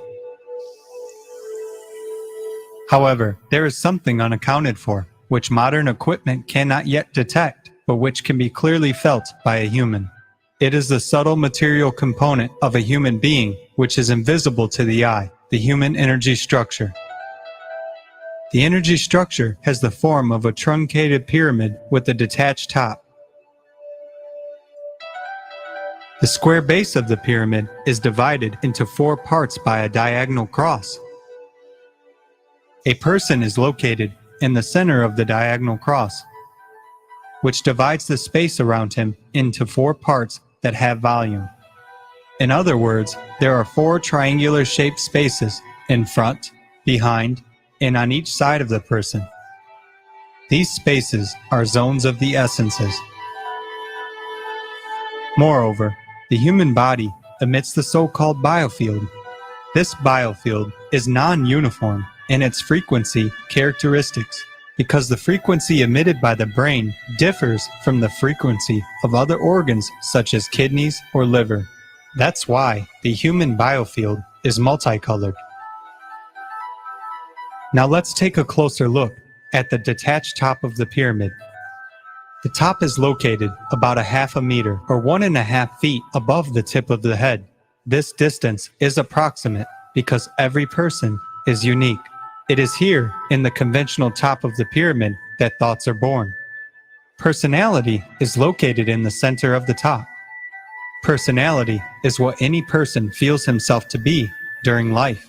It is the one who makes a choice between the spiritual and animal natures, draws conclusions, does analytical work, and accumulates personal experience of dominant feelings and emotions. Between the top and the truncated pyramid, there is consciousness, or rather, a field of consciousness that consists of septons. The top of the pyramid is a kind of antenna that constantly receives thoughts. Thoughts in their turn are waves coming from the outside. Now let's take a look at the main and the most important part of the human structure, the soul. The soul is true antimatter, and the rest of the energy structure in 6 dimensions is built around it. If we take the structure of the physical body, the approximate location of the soul is the solar plexus area, which is the actual center of a human being.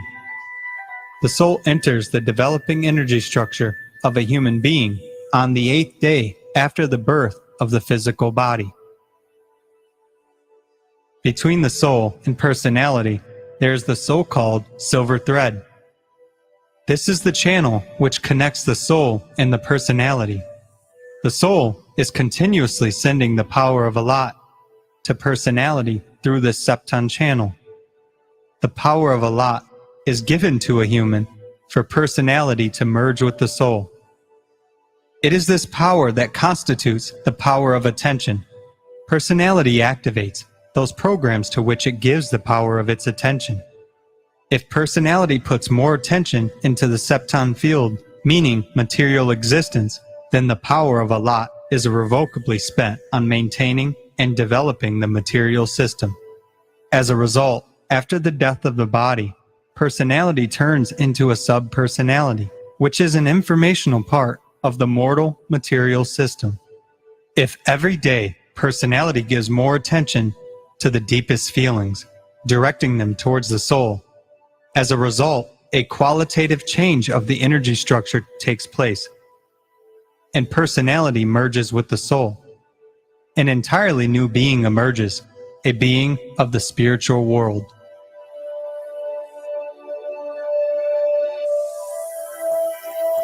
Just like the number of unsolved mysteries of human existence, the process of a human learning his nature is infinite.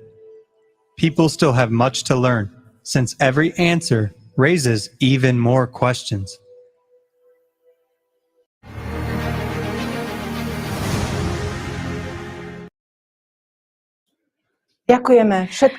We are grateful to all speakers and all those who participated in the research and search for this information and evidence. As they say, he who seeks the truth is sure to find it. The facts confirming that consciousness is not in the human brain and is not generated by it are staggering. Yes, Katka. What is also surprising is that our consciousness is set aggressively against us. Though, logically, if it is our consciousness, it should serve us.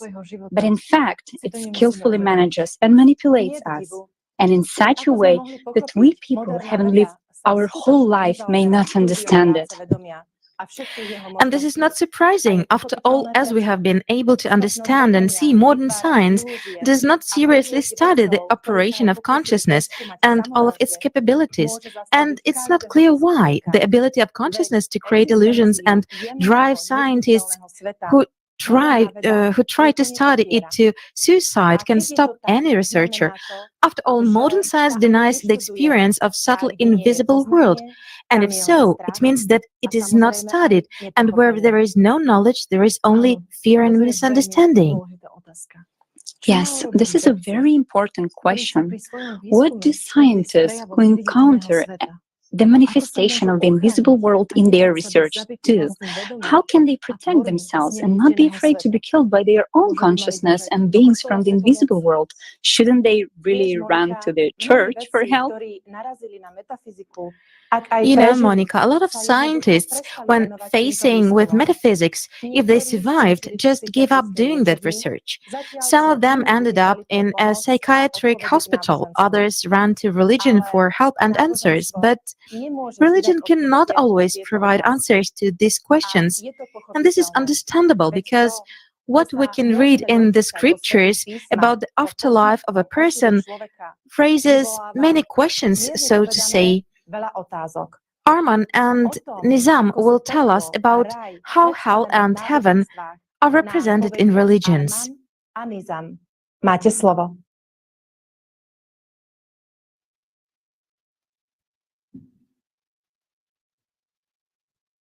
Представьте, что вы умерли.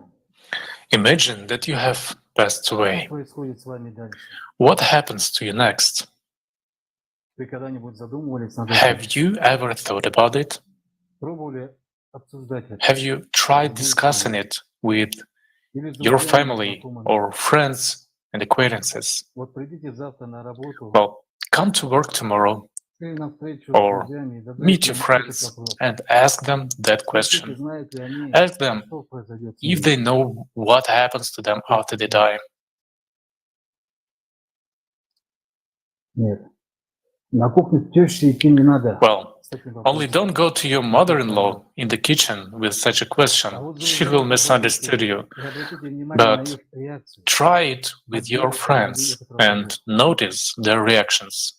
Не хотите Will they портить support the и conversation? себе праздник жизни? Oh, you don't want to Или spoil почему theirs or избегаете your celebration of life?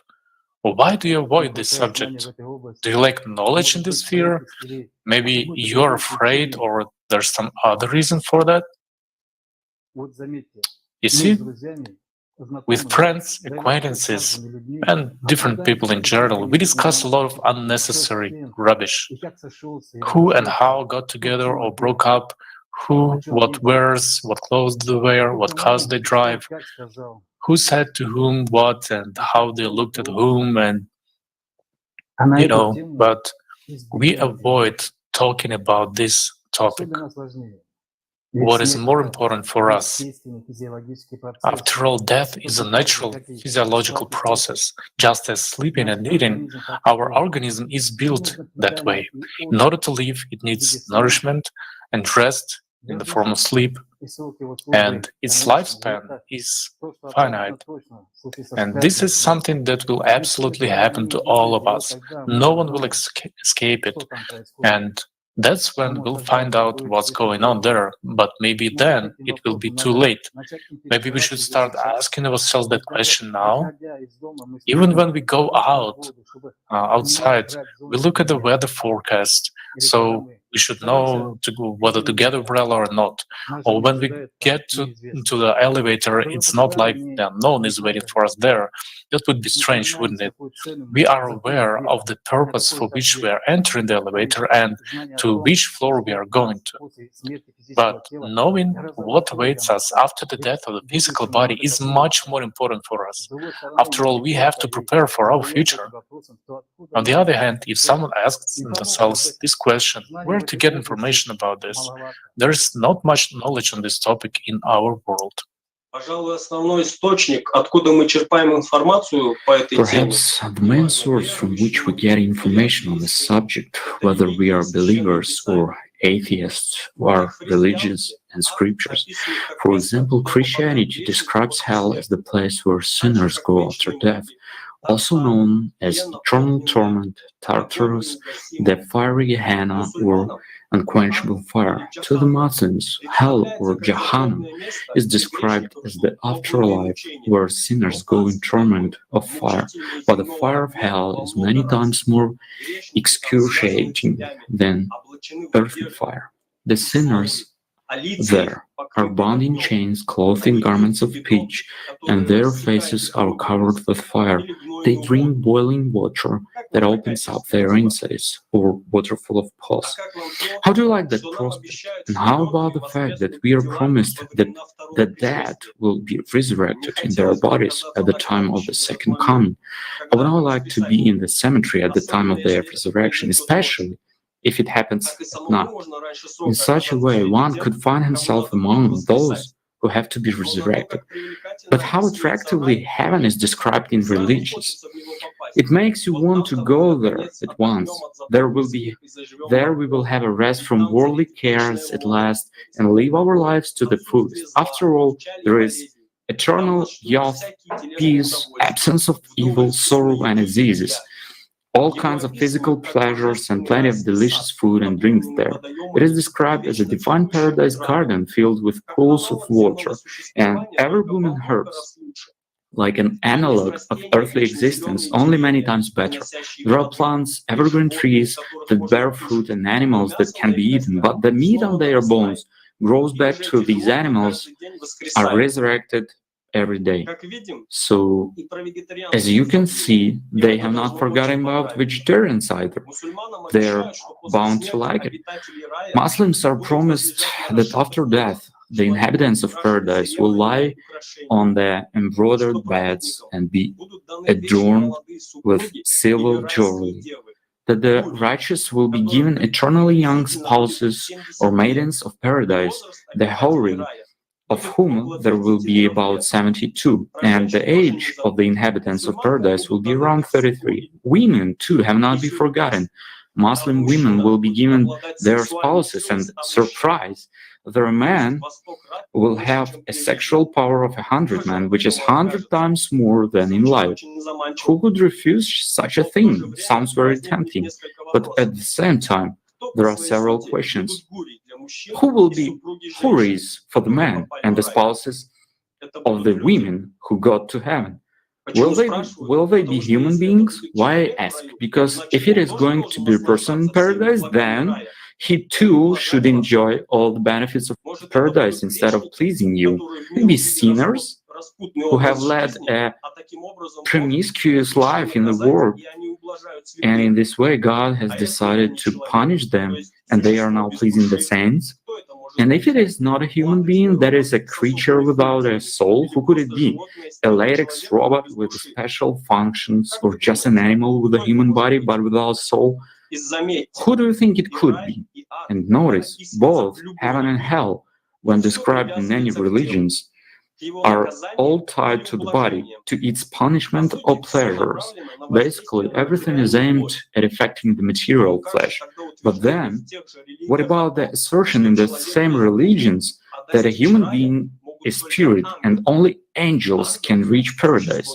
An angel is an asexual being. After all, this understanding has been in all sacred writings from the immemorial. And now, just imagine, you have no gender, you do not have a body because the body is a material part, it has rotten away after your death, or it has been burned. So there is no body, no eyes, no genitals. And the question rises, what will you lie on the embroidered beds with, and what for you need those beautiful 72 virgins or spouses full of strength? Right, that's a fun perspective on the representation of heaven and hell religions. People with logic and common sense cannot be convinced by description of paradise and hell in religions, and they cannot even be interested in them.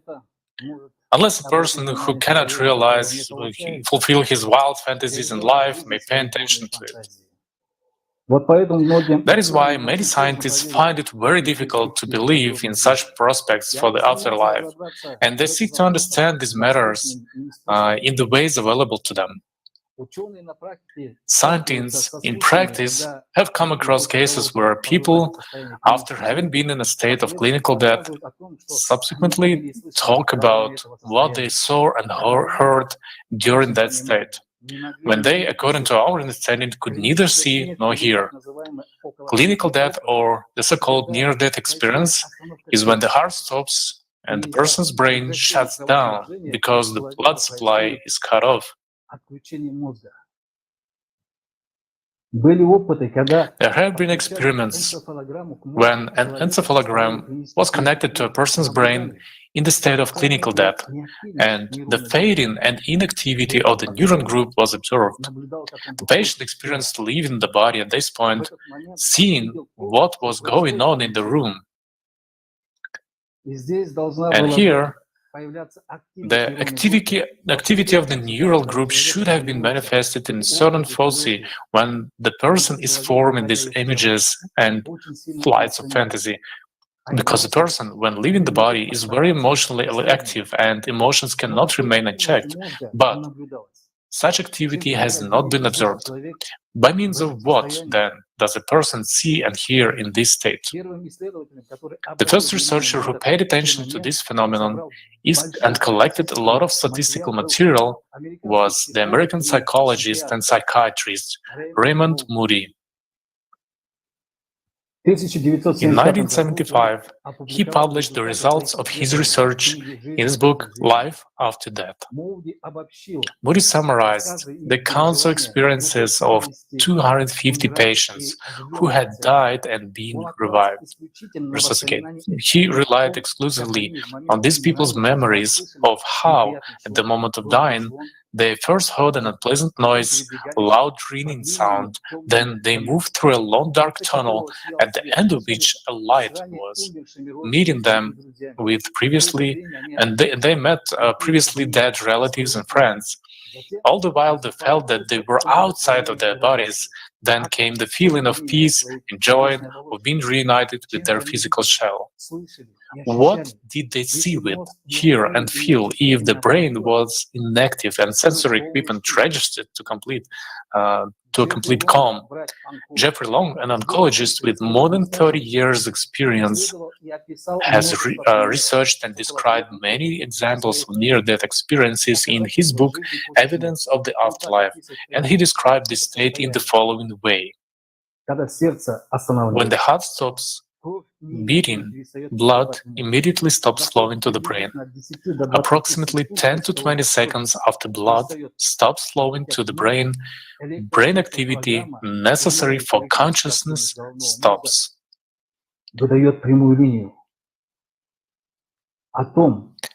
Brain activity can be measured by an encephalogram. When brain activity stops, the EEG reads to go flat. To find out what conclusions Jeffrey Long came to in his research of the near-death experiences, let's watch a video with the participation from the roundtable Consciousness Outside the Body, following the conference Life After Death, Fiction and Facts.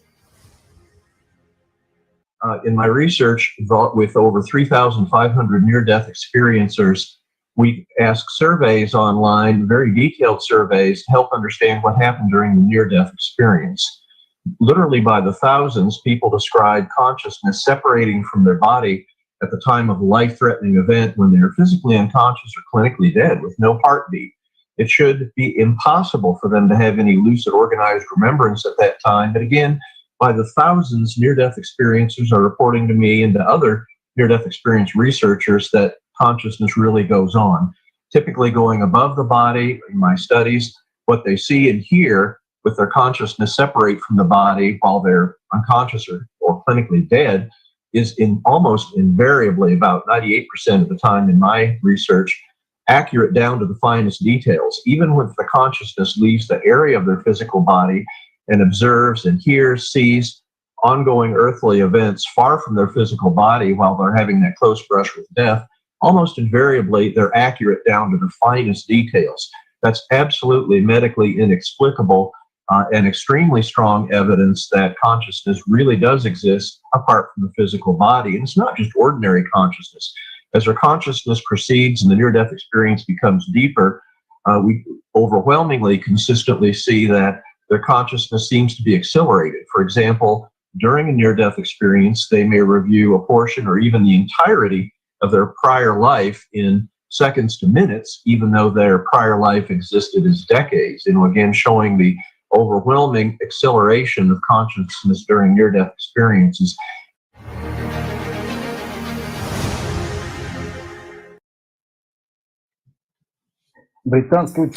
British scientist Sam Parnia, who led a large-scale clinical death study lasting more than 4 years, has concluded that human consciousness is capable of surviving brain death, which is when blood is not supplied to the brain and its electrical activity ceases. The experiment involved 15 hospitals from 3 countries, USA, Great Britain, and Australia. They studied people who had suffered a cardiac arrest in the first place. Of the 2,060 patients, 330 survived. Almost half of them said they were able to perceive what was going on around them even after clinical death. Most patients stated that they were conscious, and some of them actually retold conversations that medical staff were having while they were clinically dead. Others gave an accurate description of what was happening during this time period. Sam Parnia asserts that the brain, like any other organ of the human body, is made up of cells and isn't capable of thinking. However, it can function as a thought-detecting device, that is, an antenna, which makes it possible to receive signals from outside. Scientists have suggested that during clinical death, consciousness, acting independently of the brain, uses it as a screen, like a television receiver that first receives the waves that hit it and then converts them into sound and images. If we turn off the radio, it doesn't mean the station has stopped broadcasting. In normal life, the brain receives information from the world around it through the sense organs, transfers it to consciousness, and consciousness transfers this information to personality or a person. In other words, information comes to a person through an intermediary, which can easily make changes in it. The brain also acts as a monitor on which consciousness shows necessary information, displays it. That is why people often see and hear the same thing and describe them differently. Consciousness deceives a person in perception. It doesn't cease to exist after the death of the body, so everything is as it was before death, thoughts and emotions, except there is no body. Michael Sabom, professor of medicine, is a practicing cardiologist who has had a large number of people brought back to life. His research also confirms that consciousness exists separately from the brain. The scientist has collected testimonies from 166 of his patients, and for the observations he selected only adequate, mentally sane people.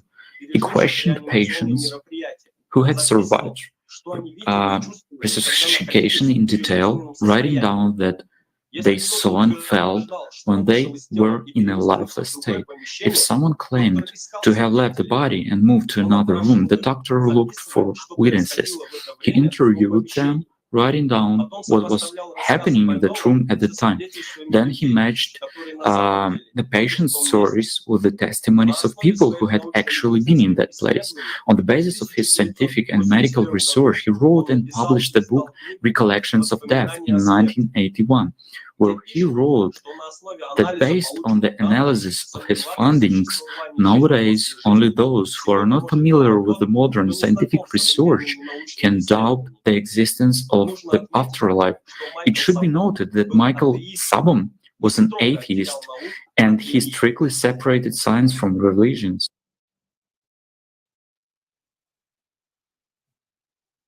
The fact of continuation of life of consciousness after the death of the body is confirmed by Professor Natalia Bekterova in her book The Magic of the Brain and the Labyrinths of Life. In it, she tells about an interesting case. A middle-aged woman was operated on. There developed clinical death on the operation table. She was brought back to life and knew nothing about her brief death. When she woke up, she said she had left her body and she had been somewhere above. She saw her body lying there and the doctors were around it. And she realized that she was probably dead. She was afraid for her mother and daughter. She hadn't warned them about the operation. And thinking of her relatives at home, she suddenly found herself at home. Her daughter was trying on a blue polka dot dress. A neighbor came in and said, Lysenka would like this. Lysenka was her, invisibly present there. All was quiet and peaceful at home, and at that moment she found herself again in the operating room, awake. The psychotherapist offered to go to Lysenka's home to comfort her family. The offer was met with gratitude, and they immediately went there. The mother and daughter were astonished when he mentioned that blue dress and of the neighbor. They could not understand how he knew of the events according to which the laws of nature he could not know. Bechterew writes, "It is impressive when the resurrected talk about the things they saw which actually happened. Lying on the operation table, under no circumstances could they see the events described, which took place far away from the hospital." We invite you to hear patients' summarized understandings, experiences of what they encounter when experiencing this experience in interviews with Jeffrey Long. Near-death experiences, just so all viewers are up to speed on this, occur when you're unconscious or clinically dead, and about 10 to 20% of people that nearly die like that will have a highly lucid, organized experience called a near-death experience. Now, no two near-death experiences are the same, but in the over 4,000 I've discovered, people are either aware of or God during their near-death experiences, about over 10% of near-death experiences. So we literally have hundreds and hundreds of near-death experiences that describe God. So number one, it's a very, very large data set. And secondly, and importantly, God is remarkably consistently described. And God is consistently described anywhere on the earth that the near-death experience occurs. Amazingly, it doesn't seem to make any difference whether you're, say, a Muslim in Egypt or a Hindu in India, a Christian in the United States, or even atheists have reported encountering God. Anywhere on the planet and whatever their prior belief, God is overwhelmingly consistently described in near-death experiences. So God in near-death experiences is not a product of pre-existing cultural belief. God in near-death experiences transcends all prior beliefs that people may have had. And yet we see this overwhelmingly consistent description of God, and descriptions that aren't attributable to pre-existing society, cultural, or even religious beliefs. For example, the concept when people are encountering God that we're all one, we're all connected, that there's that strong sense of unity, which is not really emphasized in traditional Western religions. And yet we see that with overwhelming consistency. So that's why I feel that God is basically proven, his reality is proven in near-death experiences, and importantly, we can know some very important concepts about God.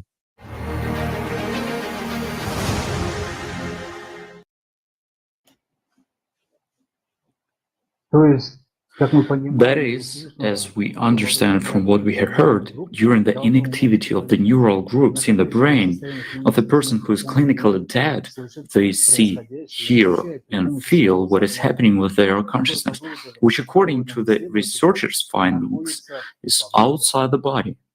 This is how patients describe seeing themselves as if from outside the body. When they leave the body, they experience freedom from the physical body and unboundedness of consciousness. That is, as we see under certain conditions, our consciousness has, so to speak, supernatural abilities like spherical vision, 360 degrees perception of everything going on around, It can travel outside the room, moving around instantly, see, hear, and remember events and people it moved to, what they were doing and saying. And these are clear signs of field structure. Only the wave is not limited. It is interesting that people in their normal state can also benefit from such amazing properties of consciousness. But not everyone is able to do so. Why does this happen? Why does consciousness hide its real capabilities from a person? Why are these supervising facts of the work of consciousness not thoroughly studied by scientists? The answer to this question has been stated earlier. Scientists have encountered the unexplainable, something that is beyond their comprehension. Many who have delved into the study of how consciousness works have committed suicide, and some have gone mad or simply given it up. So it appears that someone or something is making sure that scientists do not get to the bottom of what consciousness is and how it functions. In all the original teachings brought by the prophets and messengers of the spiritual world, it was told about a personal devil who is inside every human being. He is the one who has to be conquered, who limits the capabilities of a person, who enslaves him in matter, and who does not let him come to God. This personal devil is human consciousness. It is the one that prevents us from learning how it works. After all, it is impossible to defeat someone you do not know. And since consciousness controls the body of a person and the information he receives, it is a usual thing for consciousness to create troubles in the form of diseases of the body or hallucinations which may push a person to suicide when a person has closely studied the mechanisms and tools of consciousness. In this way, consciousness protects itself. After all, the main goal of the devil is to convince people that he does not exist. A person cannot see God, he can only feel him. But everyone can see and study the devil. For that, we just need to observe our thoughts which swirl around in our heads. And not just to observe, but to write them down in a notebook. And to make sure that there is someone inside us who thinks for himself without our knowledge and usually thinks in a negative way. You will ask, what does it take to be able to explore one's consciousness safely? For that, you have to develop yourself as a personality, to develop in yourself the feeling of love for God. Love for God is the protection which will save a researcher from negative influences of a consciousness and of the invisible world. By the way, this is what the prophets and messengers from the spiritual world told us about. Modern scientists who are open to learning new things encounter an unusual facts of healing, which gives them a glimpse behind the veil of the invisible world. Here's an interview with Jeffrey Long on what conclusions he made concerning the question of who God is after years of research in that phenomenon of clinical death.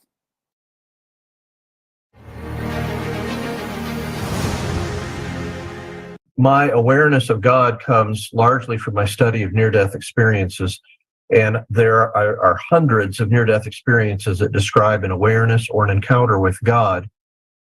A common theme in these near-death experiences that are aware of God is that God is a human word, and that can't describe the overwhelming, infinite, all-encompassing God that's encountered in near-death experiences. Any human word is limiting for description of an infinite being that is far beyond human language. Looking at God in near-death experiences, that's my main way of seeing it, God, or understanding God. By the way, as a basic scientific principle, what is real is consistently observed.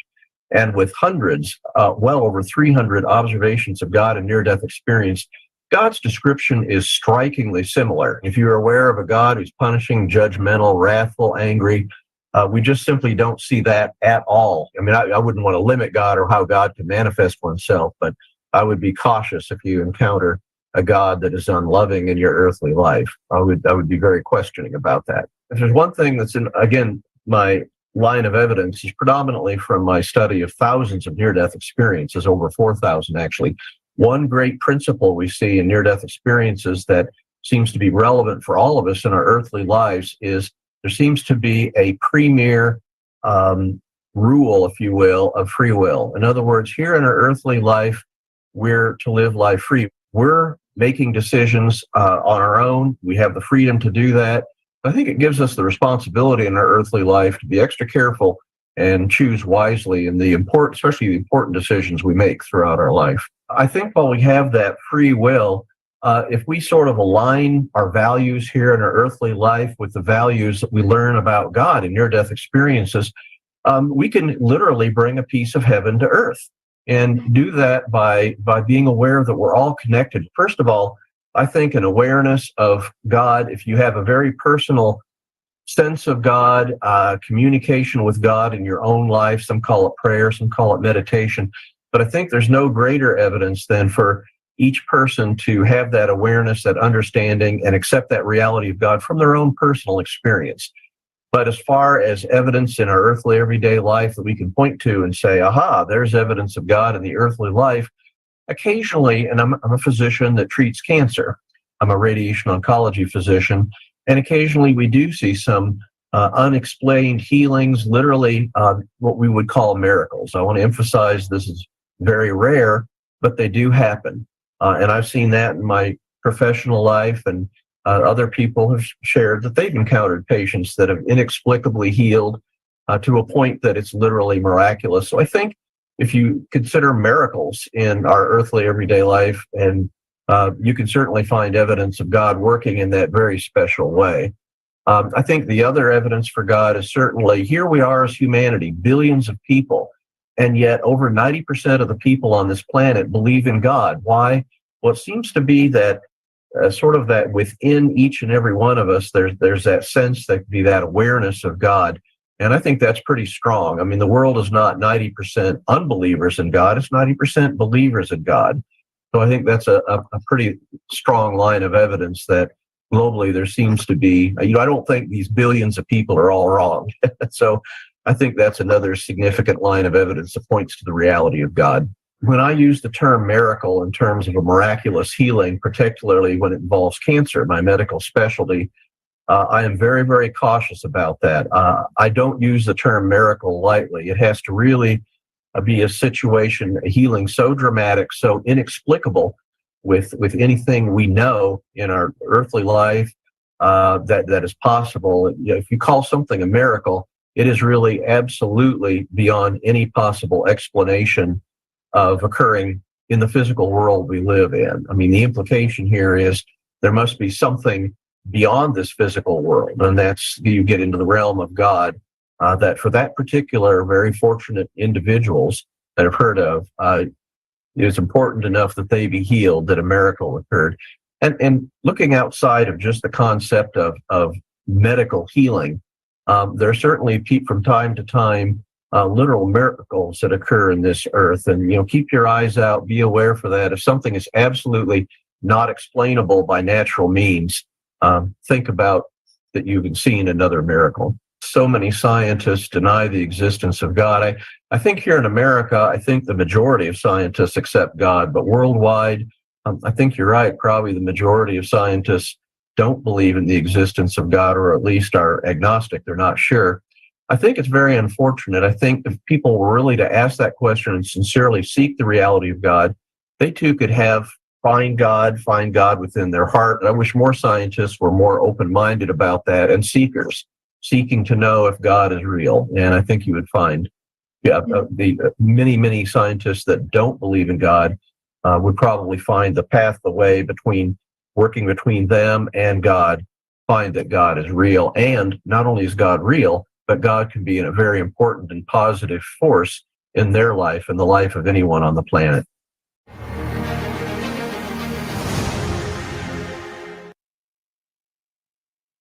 It is important to note that a state of clinical death is not the afterlife or a manifestation of God. It is one of the transitional states of a person when he is not dead yet, just stepped a little bit over the edge. But what happens afterwards when a person really dies? Modern science has no such facts and experience. This field has not been studied by us. What can we rely on this subject? What facts do we have? Reincarnation. Knowledge about it is reflected practically in all religions. But to write is one thing, and to understand how and know how this mechanism works is another. I suggest referring to the facts available to us about this phenomenon. Many of us are aware of real cases of reincarnation, although it must be said that there is a little reliable information on the subject. But there are those who have first-hand knowledge of it. There are three totally different kinds of reincarnation. One of them is natural reincarnation of the soul. It happens to a person who lives his life purposelessly, mostly guided by the petty desires of his ego. The second two are conscious reincarnations, where one controls the rebirth process. But these two ways are radically different from each other, and now we will talk about them and how they differ. One of the well-known reincarnators is Dalai Lama. He does not hide this and actively promotes it, saying that this way of reincarnation is the top of spiritual development in Buddhism. When he is reborn, people close to him have to find his next reincarnation by certain signs, and they have already worked out the methods of finding him. They find boys of a certain age and bring with them things from his past life that he recognizes. In his sermons, the Dalai Lama puts a lot of emphasis on consciousness and the work with it. It is not surprising because he reincarnates by consciousness, meaning his consciousness gets reborn. Therefore, he remembers his past lives, unlike us humans who are born with a blank state of the consciousness. And he uses his soul as a vehicle. Can you imagine the baggage of knowledge he possesses? No wonder he gathers a crowd of people around him. The question is, what for? What is he missing? You will say he's sharing his experience, teaching. You can learn more about Tibet's reincarnators in the 27th episode of Kaleidoscope of Facts, How Not to Go to Hell. Buddha never preached the doctrine of conscious rebirth. He said that by working on oneself, a person can reach the state of fusion with God, union with one soul, nirvana, the state of exit from the chain of reincarnations, and develop an infinite sense of inner joy and love for all that exists. And this world was regarded as a pre-door, a place of choice. That place from which a person can either go to hell, go to reincarnations, or to paradise, nirvana, to stop the chain of reincarnations of the soul, depending on how he lived his life and what he strived for. Based on that, where do you think the person who knowingly distorted the Buddha's teaching is? In paradise? According to legend, Buddha himself punished Nagarjuna, the future Dalai Lama, with the worst punishment, to be reborn on earth and never again to be able to become not only a Buddha, but even just a human being, not having love and joy inside, not even peace. Not even peace is available to the Dalai Lama. So, what does he teach his followers? For more than 2,600 years, Dalai Lama has been gathering people around him and teaching them to develop their consciousness and strive for conscious rebirth. But the most interesting thing is that he does not tell all his followers the technique of conscious rebirth. Why not? After all, that very Buddha explained to everybody without exception how to reach the state of nirvana. The Dalai Lama and his close ones are constantly gathering crowds of people and their attention. Why would enlightened and spiritually free beings need the attention of others? After all, the very Buddha preached help to others. He lived modestly, despite the fact that he was the son of a king. Unlike the Dalai Lama, who lives in luxury and uses people for his selfish interests.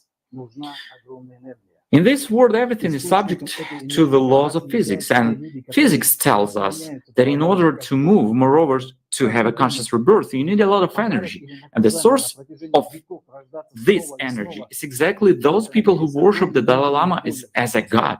Do you think it is a gift or punishment to be reborn again and again over the centuries in his world with great inner pain, emptiness, and constant energy hunger? It would be interesting if the Dalai Lama said honestly about his inner state, how he feels, and if he is happy.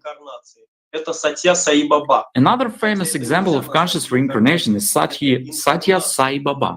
Although it cannot be called reincarnation, it is an incarnation, manifestation of a soul as a spiritual being in a material body. Satya Sai Baba is a spiritual being who has already come twice to our world. He has also predicted his subsequent births, the place and from which parents he will be born. He is now expected to come the third time, but for the first time, it depends on whether people choose the consumerist or creative form of society to live in. By the way these people behave, what they teach, you can see the difference between a reincarnated consciousness, that is a superpersonality, and a spiritual being. Satya Sai Baba teaches people about gaining spiritual experience, personal freedom, love, and understanding. He teaches how to avoid subsequent reincarnations and provides various material as well as spiritual help to others without asking for anything in return. In other words, spiritual beings always work in order to bestow, unlike those who worship matter and its laws. It's quite rare that spiritual beings incarnate to help people in this world. When they come, they teach. They each time update the teachings on how to become a human being, free in spirit, free from slavery of matter, to become an angel, an immortal being. They tell us what God is and how we can become one with Him. But unfortunately, words cannot express personal experience. Therefore, each of us decides for himself how to live and whether to strive for spiritual freedom or not. And those who are consciously reborn by their consciousness do it quite often and try to attract people to their teachings, because the more energy they receive from the crowd, the more possibilities they will have. Their teachings further enslave people in matter, making them weak and dependent on multiple desires of their consciousness. The phenomena of conscious reincarnation make us aware that there is something beyond, something that exists regardless of whether we are aware of it or not, whether we believe in God or are atheists.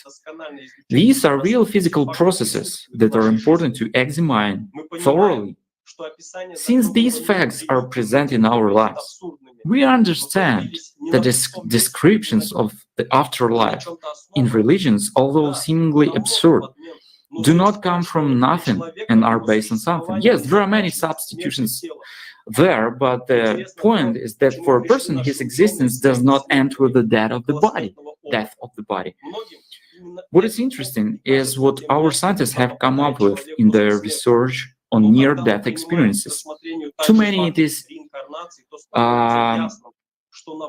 this experience that seems to be the place where a person goes after death. But when we also take into consideration the fact of reincarnation, it becomes clear that it does not end with the exit of consciousness from the body. The human soul and consciousness can reincarnate. But where does a person go, and what happens to him between death and reincarnation? And where do spiritual beings come from and incarnate in human body? And most importantly, where does a person go when he or she becomes an angel? Nobody has seen God. We cannot explain his manifestations, but we can understand that there is someone who created this world. And there is no point in creating anything without observing it. What is the purpose of creation of a human endowed with soul? In the scriptures, some knowledge has been preserved about the process taking place in the invisible world. about the spiritual development of human beings, there is also a great deal of distortion which confuses and sometimes discourages people from studying these important topics. But as they say, facts are stubborn things. The time of blind faith have passed. The period of cognition of God through science, comprehensive study of those phenomena that surround us in everyday life is coming. After all, the death of the physical body will happen to everyone, and it is important to know and understand clearly what kind of destiny awaits us. Thank you for your attention. I give the floor to the hosts. Ďakujeme našim rečníkom. Thank you, our speakers. In my opinion, the topic of a person's post-mortem destiny should be one of the most important topics for modern science to study, because the death of the body is something that will happen to each of us, and it is important to know where we will move to and in what conditions. Exactly, Katka. Unfortunately, this subject is very little studied by science, and if somebody dares to study it, he very often faces metaphysics, which leads to fear and doubts that he might be declared insane. The system itself does everything possible to prevent people from finding out the truth. Everyone has a consciousness. How can you understand yourself if you don't know yourself, if you don't know that in addition to the biological side, humans have an energy structure? So the question arises, who created such a multi-layered energy and biological system as human beings? If not God, then who? Yes, this is a very important question, and the answer to it can change our lives completely. After all, we still don't understand how thoughts arise in our minds and why they're almost all negative. The fact is that consciousness is a tool of the devil, and its purpose is to deceive and cheat the personality. All thoughts come to man from outside. They are imposed on him by consciousness. This means that man doesn't produce thoughts, they're offered to him. Don't you believe it? Friends, we have an experiment for you. All you need is a notebook, a pen, and a little of your time. For 1 week, as soon as a negative thought appears in your mind, immediately write it down in your notebook along with the time. Write exactly what you hear in your head. You will be surprised how many negative and unnecessary thoughts swirl around in your head without your wish. As we have heard earlier, consciousness is a field structure that exists outside the human body. It is the tool due to which we function in 3 dimensions. Like any tool, it can serve for good or it can harm a person as a personality. To use any tool successfully, you need to know how it works. Human consciousness develops when it is constantly working, that is, learning new information. And if the flow of new information is limited, then, as we said earlier, a strong connection of cogs is formed. In other words, a person forms stable patterns or stereotypes beyond which it is difficult to go. Look closely at this picture with the food on the plate. Most of us will see scrambled eggs and crispy fries, as this food is more familiar to us. In fact, it shows sliced apples and 2 peach halves on yogurt, but consciousness refuses to perceive it. And this always happens with what we encounter more often in life, what we react to, what we see around us. As an example, there is another image. Some will see an old man and an old woman, and some will see 2 bandura players, and many have to make an effort to see a different picture. Or the next picture. What will you see? A young girl or an old woman? If opinions differ, then an argument or conflict may arise, although in fact both characters are depicted here. If a person lives in his patterns for a very long time, then over time he ceases to perceive a holistic picture. His consciousness selectively singles out only that which corresponds to these templates. Like in the picture where a bee and a fly are in the same field but each sees their own. The same thing happens in people's lives. Someone's consciousness focuses on the good that surrounds a person, someone's on the bad and exaggerates it. Our consciousness gives us a limited picture of the world. In the habitual state of brain operation, we cannot observe thousands of signals coming in every moment from the world around us. These are a large number of sounds, smells, pictures, sensations, and so on. From all this flow, consciousness filters out and provides you with limited information, only that which is important to you. The question is, who decides what is important to you? You as a personality or your consciousness? Not only do we receive limited information from the world around us, but even that which reaches us may be distorted by our sense organs. This produces optical, auditory, and other illusions. For example, in the picture, white dots are formed at the intersection of the bars, but for some reason we see black dots disappearing all the time. It is advisable to watch this on a large screen because your phone screen may not reflect this. Or another example, it's hard to believe that these horizontal lines are parallel, but a simple rule proves that this is so. It is better to watch the next picture on the big screen as well. Then you will see with your peripheral vision that the ornament is moving, although in fact the picture is completely still. Consciousness is very economical. To avoid wasting time on every decision and processing external new information, it uses the database that already exists. In this case, it considerably gains in speed, but there is a risk of error. This happens because consciousness often thinks up and draws up things that, from its point of view, should be there, but are not in reality. For example, you see a cow lying on the ground, and then when you look closely, it turns out to be a pile of rubbish, or a tree in the forest appears to be a person. This is because we cannot see a detailed picture at any given time, natural limitations on information analysis, and we first see blurred images, and then the surrounding reality is drawn. Modern computer games are also based on this principle. A picture is drawn only when we approach it in the game.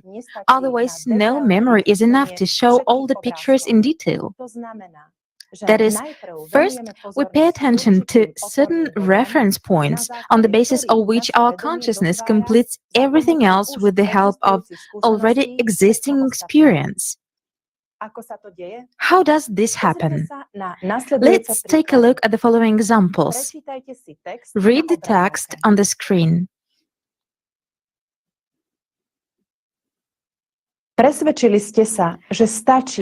You have made sure that it is enough to have few reference points for consciousness to give out what it already knows. In addition to visual illusions, there are also olfactory illusions. This is when a person hears smells that are not there, or conversely, does not hear bright smells. This may be the result of suggestion or self-hypnosis, or it may be the result of some physiological disorder. During a lecture experiment in 1899, Edwin Emery Slosson, a chemistry professor, poured a bottle of distilled water onto cotton material, demonstratively turning away so that it was far from his nose. He told the students that a strong and peculiar but not too unpleasant smell would gradually spread from the front rows to the back of the hall. Using a stopwatch, he found that within 15 seconds, many students in the front row raised their hands, suddenly recognizing the smell. Within 40 seconds, the raised hands indicated that this running wave of smell had reached the furthest row of the hall. The experiment had to be terminated prematurely after 1 minute due to an increase in somatic and visceral complaints from the audience in the front row.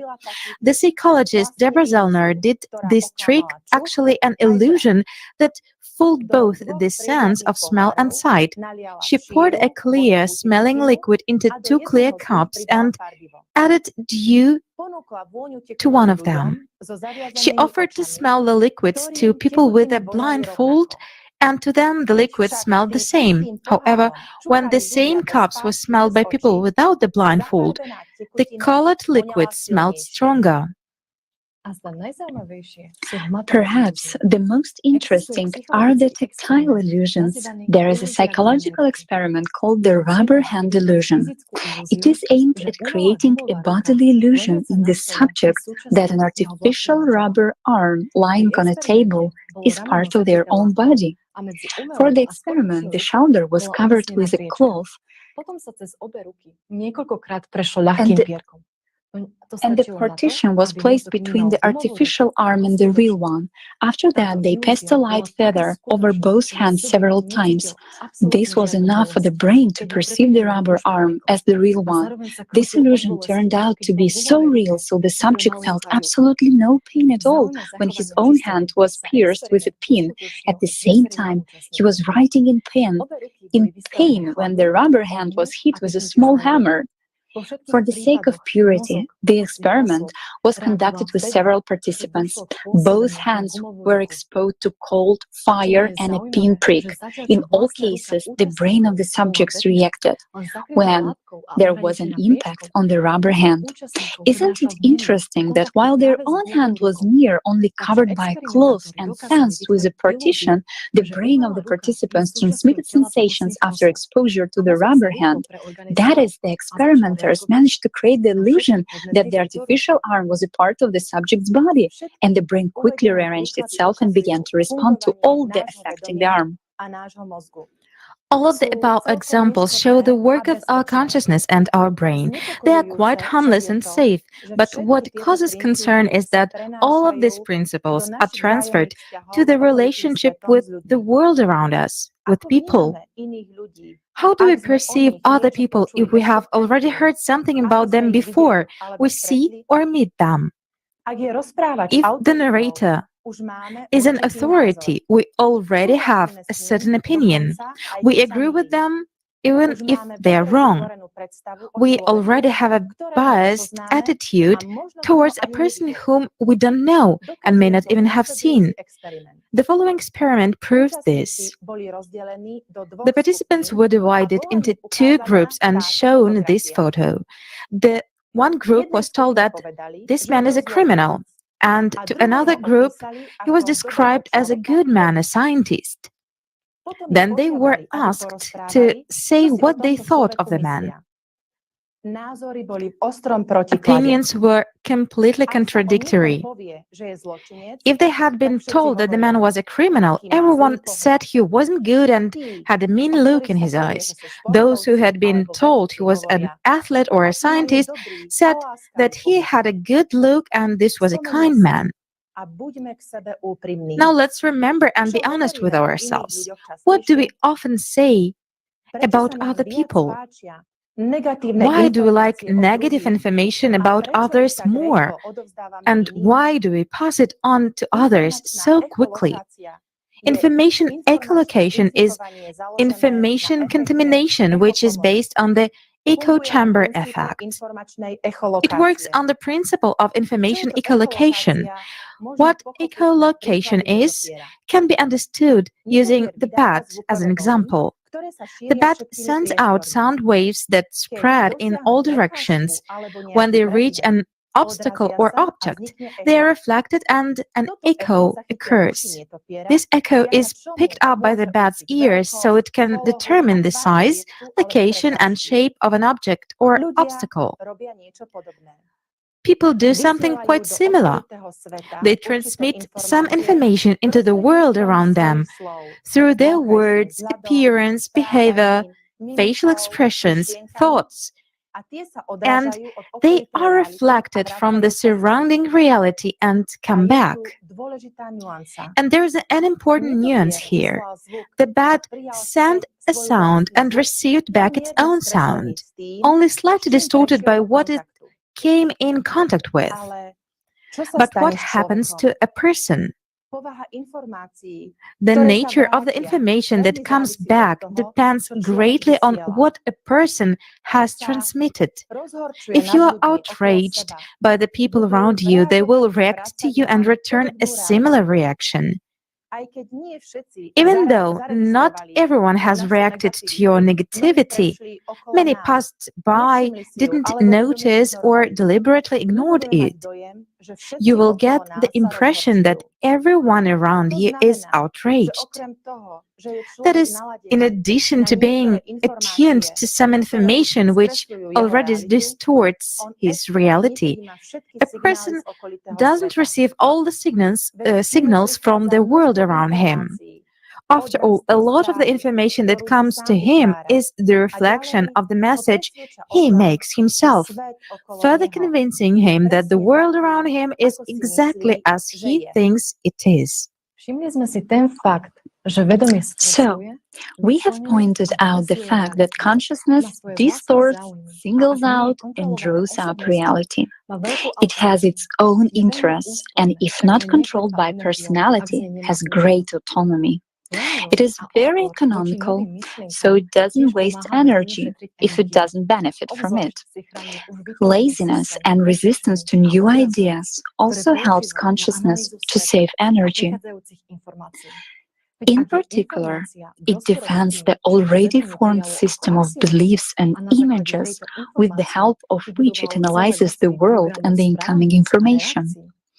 After all, if information is inconsistent with what consciousness has already taken as an axiom and built whole layers of behavioral programs and reactions on this information, then having acknowledged this information, it will have to build everything anew. For it, this is a loss of energy which has been invested in the formation of templates and stereotypes. In addition, it will have to spend energy and effort to learn new information, to form a new picture of the world. It is uncomfortable and scary for consciousness because it will have to remain in the dark for a while on how to react on situations in which it will not be possible to use the old picture of the world, the old templates. Getting into such a situation, some people may not even survive cardinal changes. Therefore, consciousness may even switch on the mode of acute stress reaction, as in a life-threatening situation, run, fight, pretend to be dead. Let's sum up. Consciousness draws up reality, thus it saves its energy and time. Consciousness can deform, distort the picture of what is happening, present it not as it really is. Even given distorted direct observation of what is happening at the moment, even if it is sensation, smell, sounds, a picture, consciousness receives information that it is initially attuned to, ignoring objective reality. The information that comes in is often a reflection of the information that consciousness transmits to the outside world. In the other words, the information is a priori incomplete and therefore distorted. Consciousness protects the already formed picture of the world. It can keep a person in absolute certainty that his picture of the world is based on correct knowledge. Even if it brings him a lot of suffering, consciousness will avoid, interpret, and discredit facts that cast doubt on the picture of the world formed by consciousness by all available means. As we have seen, one has to keep an eye on his own consciousness, for as soon as a man enters the automatism mode, energy saving and acting in accordance with templates of consciousness, he enters the world of lie and deceit generated by his own consciousness. The result of such deception is evident, the consumer format of society. This is a world that is built on the principles of work of our consciousness. Consciousness as a clever and cunning beast where the strongest survive. And if we as humans want to get rid of the dictator in our head, we need to start studying it in order to understand how it deceives us and what we need to do so that it doesn't rule us, but we rule it, so that it is a good tool for everyone to solve a huge number of questions and tasks, especially in such difficult times as now. Tatiana Zinchenko, PhD in psychology, psychotherapist, psychiatrist, psychologist, rehabilitologist, president of the International Association for the Study of Gambling Addictions, will tell us about the modes in which our consciousness can operate, the possibilities it has, and how the spiritual development of man affects the controllability of consciousness.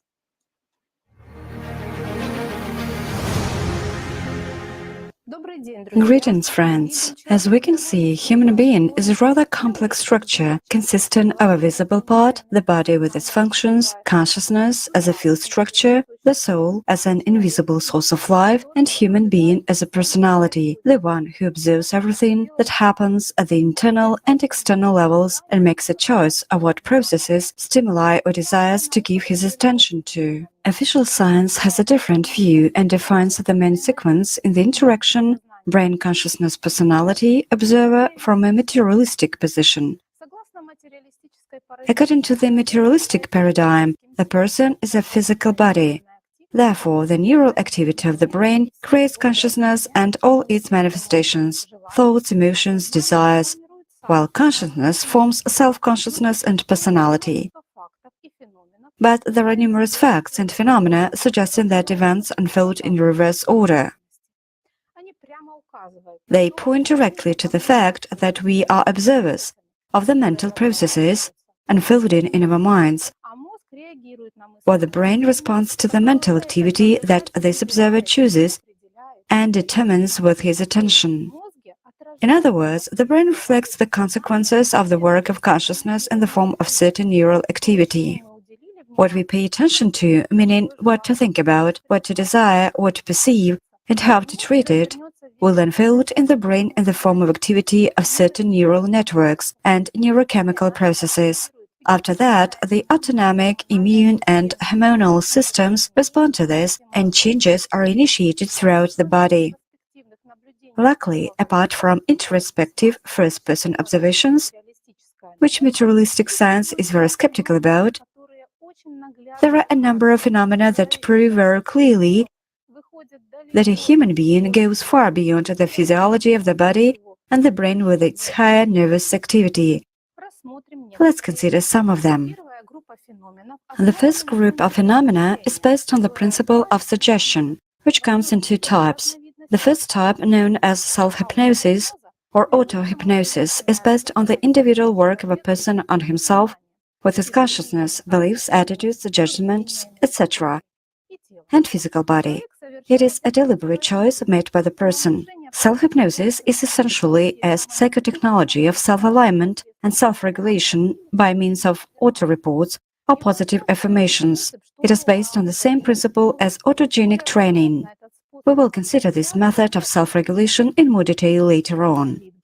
And the second type, referred to as hypnosis or suggestion, is a forceful influence of a hypnotist on a person's consciousness and behavior through direct orders to the subconscious.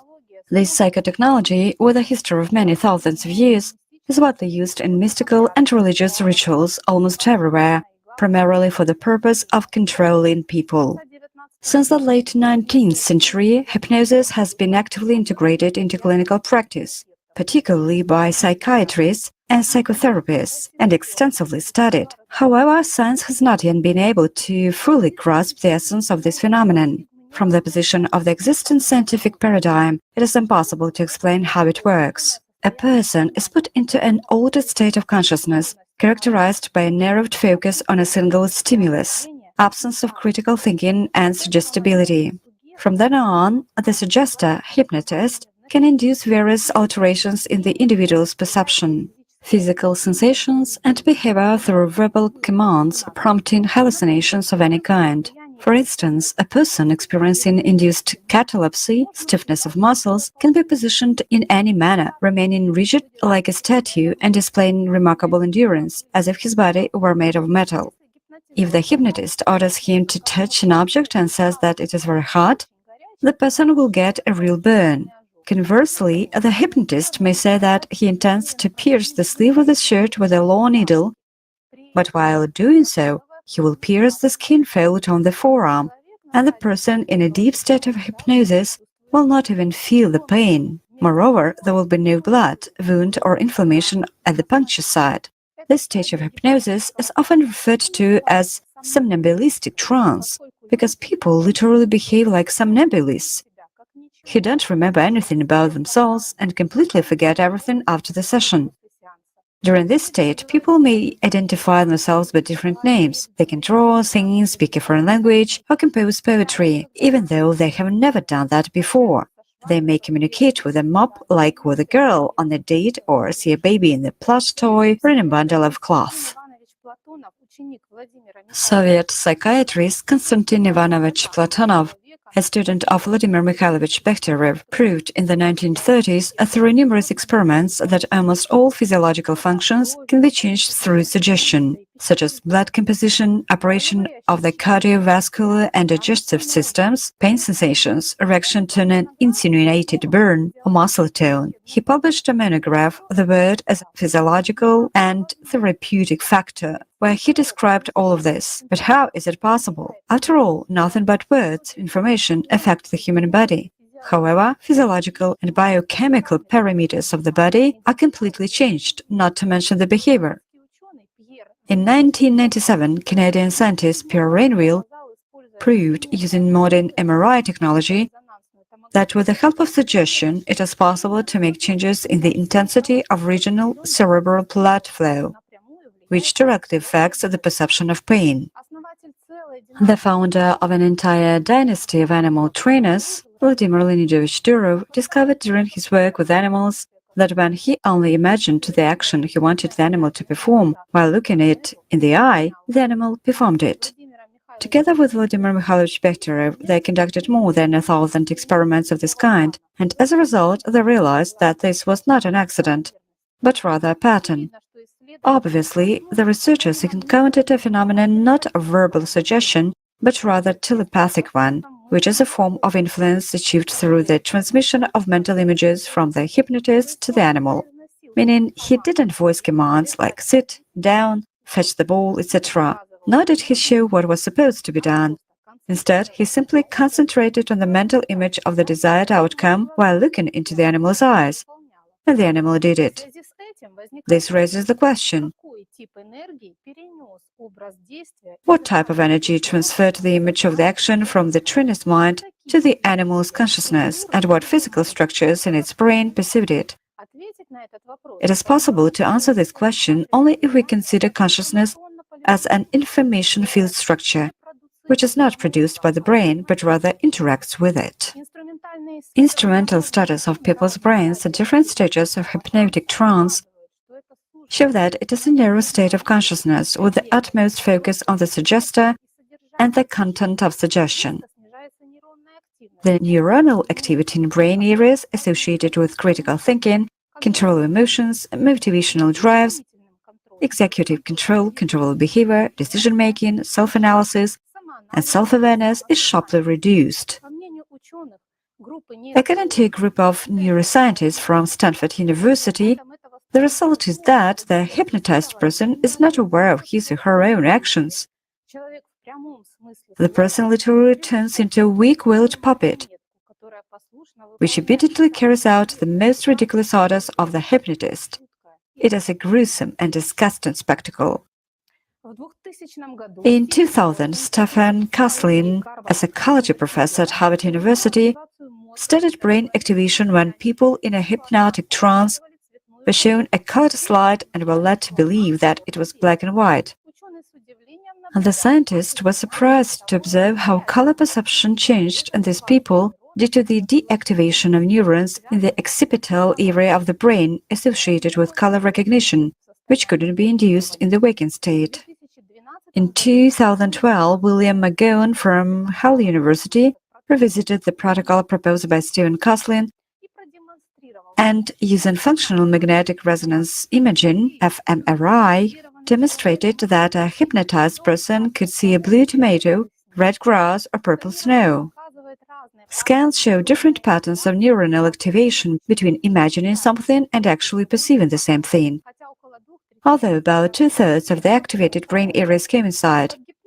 However, under hypnosis, we get a third variant. A person doesn't see or imagine anything, but his brain reacts according to the hypnotist's suggestions.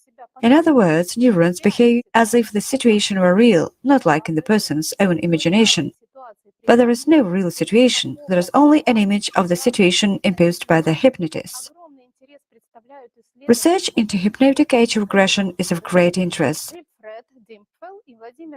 Wilfred Timpfel and Vladimir Leonidovich Rykov observed the emergence of slow-wave activity on the electroencephalogram, typical for a 6-month-old child, when suggesting a newborn state to adults.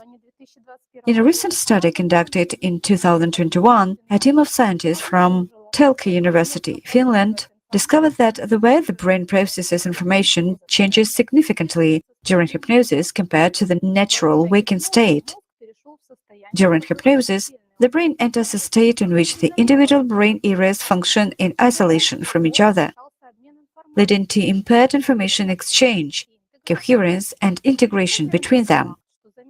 It is worth noting that the slowing down of brain waves to the alpha, theta, and delta frequency ranges occurs only during the initial stage of induction or immersion into hypnosis. Subsequently, the encephalogram, which is in normal sleep, is characterized by slowing down of rhythm, the so-called cortical inhibition, associated with the silencing and eventual disabling of consciousness, exhibits rapid activity, better rhythm, during hypnosis, resembling the wakeful state. This means that the person's body is awake, but his personality is temporarily removed from control.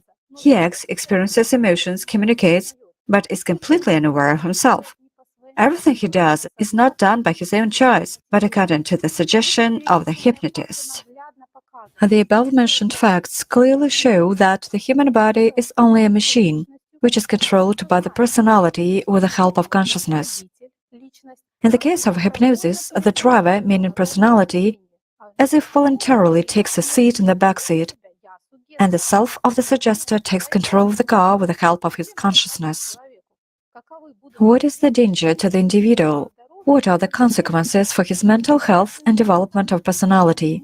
The results of instrumental studies of the brain undeniably highlight the destructiveness and danger of hypnotic techniques. Consider the following. Under hypnosis, people lose the ability to think critically, self-analyze and control consciousness, thoughts, emotions, urges, and behavior. He is more prone to rash, impulsive decisions and actions under the influence of momentary emotions and desires. Clinical studies show a spike in aggression, suicidal thoughts, and behavior after hypnosis sessions, while in borderline and psychotic patients, its use leads to exacerbations and breakdowns. What does it mean, the narrow state of consciousness and a disintegrated brain? That is the impaired exchange of information between brain structures. It means the inability to think, comprehend and learn, let alone create. Some may argue that under hypnosis, people discovered talents and improved their skills.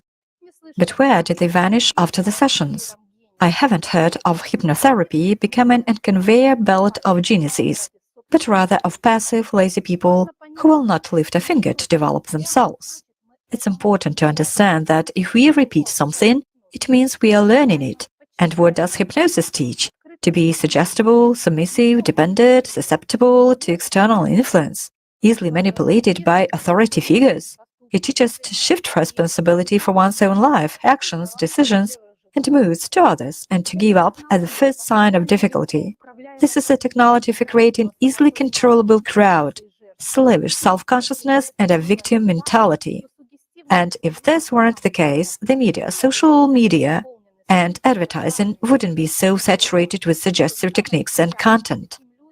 And the saddest thing is that it's nearly impossible to explain to such people that they are under the influence of someone else's opinion or false information. Their self-consciousness is so blurred that they mistake impulse judgments and conclusions for their own thoughts.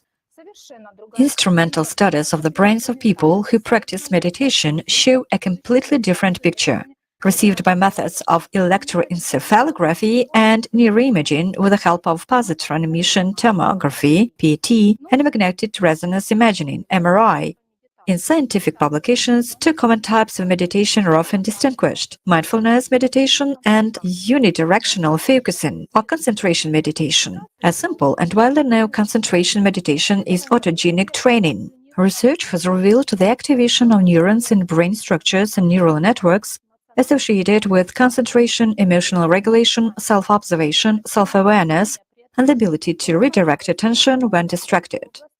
Conversely, in the emotional areas of the brain, as well as in the areas associated with passive mental associations and memories, known as passive brain network, there was a decrease in neural activity.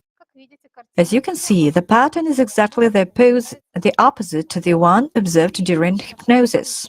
There have been literal changes in the brain of people who practice meditation for a long time. The number of connections between neurons and layers of neurons increased within the areas related to focus of attention, emotional regulation, conscious choice, in the insula, an area of the brain associated with ethical feelings of compassion, sympathy, and empathy, and the hippocampus, a structure associated with memory. However, the volume of the amygdala, a structure associated with stress-related emotions, decreased. Electroencephalographic studies have demonstrated that meditation is an altered state of consciousness, which is exceptionally beneficial to the individual. At the beginning of meditation, alpha waves, which is the leading rhythm responsible for the state of calm wakefulness during meditation, predominate, spreading from the occipital to the frontal regions of the brain. And then the slow waves in the theta and delta ranges become more pronounced, which means the meditative state deepens and the positive feelings emerge. In the normal waking state, the brain is poorly coordinated, with biorhythms displaying a chaotic, mixed, disjoint pattern of different frequency waves. During meditation, there is an unusual uniformity of all kinds of brain waves. This uniformity of frequencies and amplitudes extends across all points of the brain. First of all, alpha and theta waves begin to work in sync, and then coherence, interrelation appears in other wave ranges of frequencies. As a result, information exchange between hemispheres in different areas of the brain improves.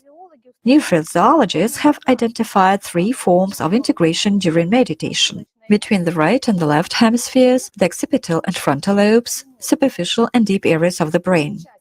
Interestingly, the coordinated work of the brain was preserved not only during daily meditation exercises, but also in daily activities. The results of these studies demonstrate the ability of a person, by his own choice, to focus his attention on certain internal processes and change the state of consciousness, to manage his internal state and regulate his emotions, leading to a state of deep inner peace, detached observation, and complete clarity.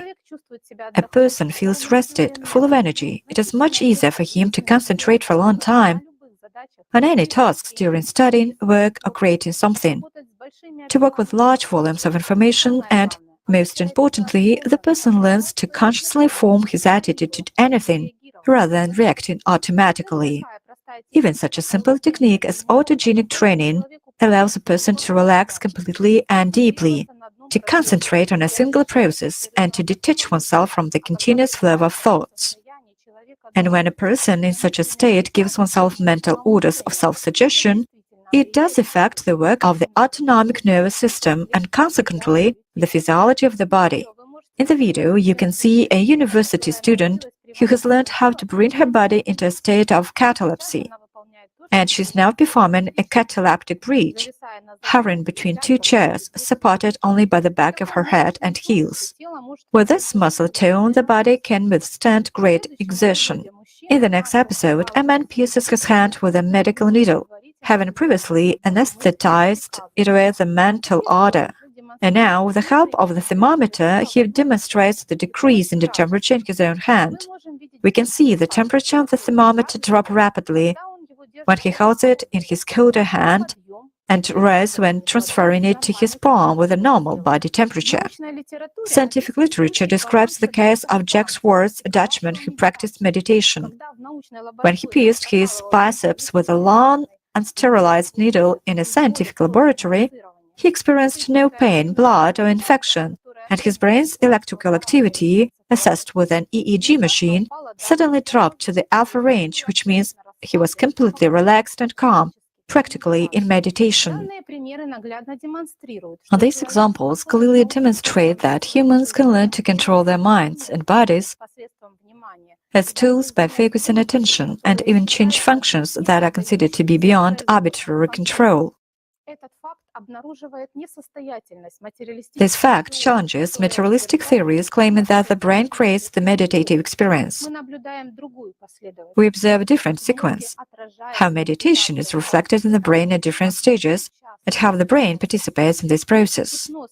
While hypnosis leads to a weakening of the personality and a decrease in control over the work of consciousness, during meditation, on the contrary, personality becomes stronger and develops important skills to organize the work of consciousness and to unlock its full intellectual and creative potential.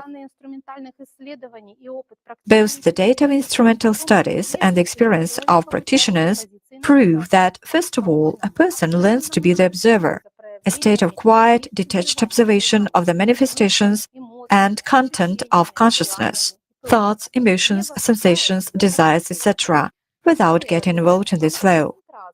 Next, a person develops the skill of concentrating and focusing on certain internal processes, as well as the ability to ignore and not be distracted by other thoughts, sensations, external noises, and other stimuli.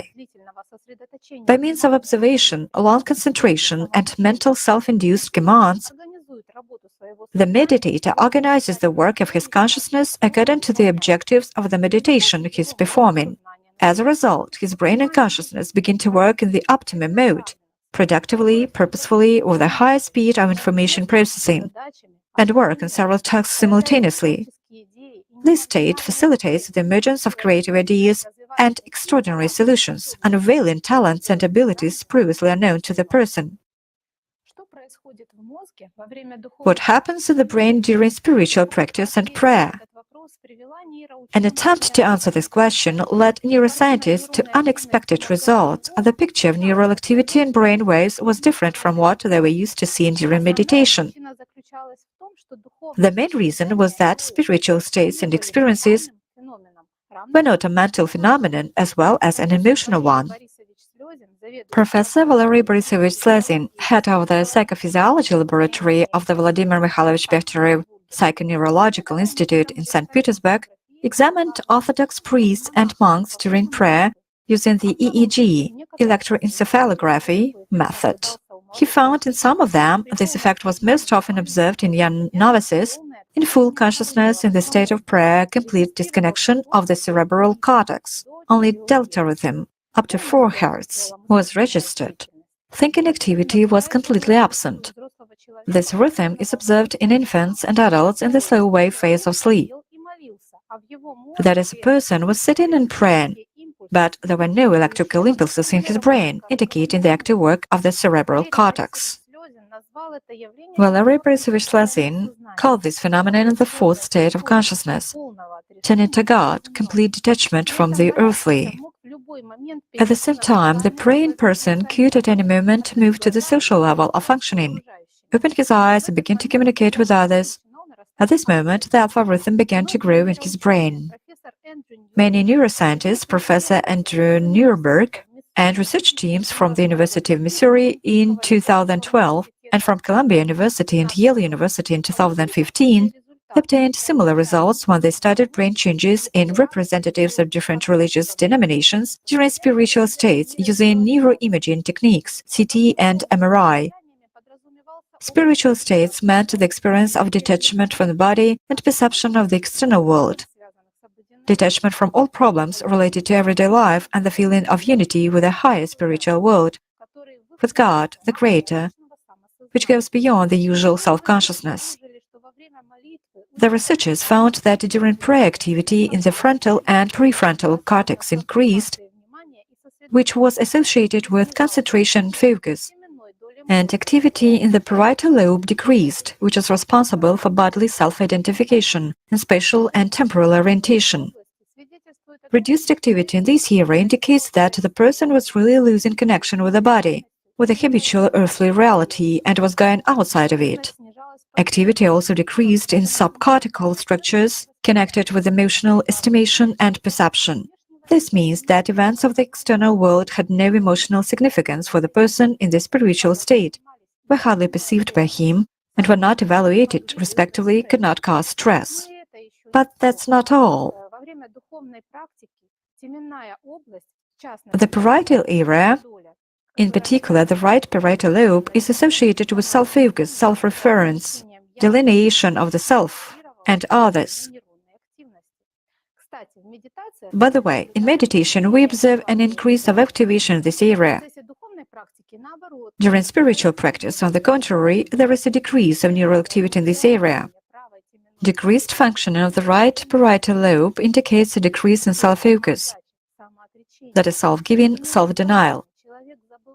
In other words, a person forgot about his body and discarded his habitual earthly self, image of self, ego, as an unnecessary husk, and dissolved in that higher spiritual essence with which he felt connection and unity, which he so loved and aspired to.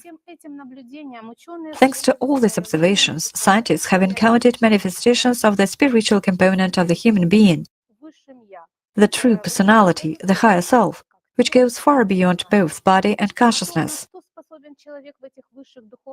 What is man capable of in these higher spiritual states of sincere love and dedication? You can find many examples preserved in history. It was this love and power of the spirit that made it possible for a pilot carrying children to safety during the war to fly and land a burning plane safely, even when his hands and feet were burnt to the bone, and his glasses were melted into his face. He continued to fly the plane and did not lose consciousness.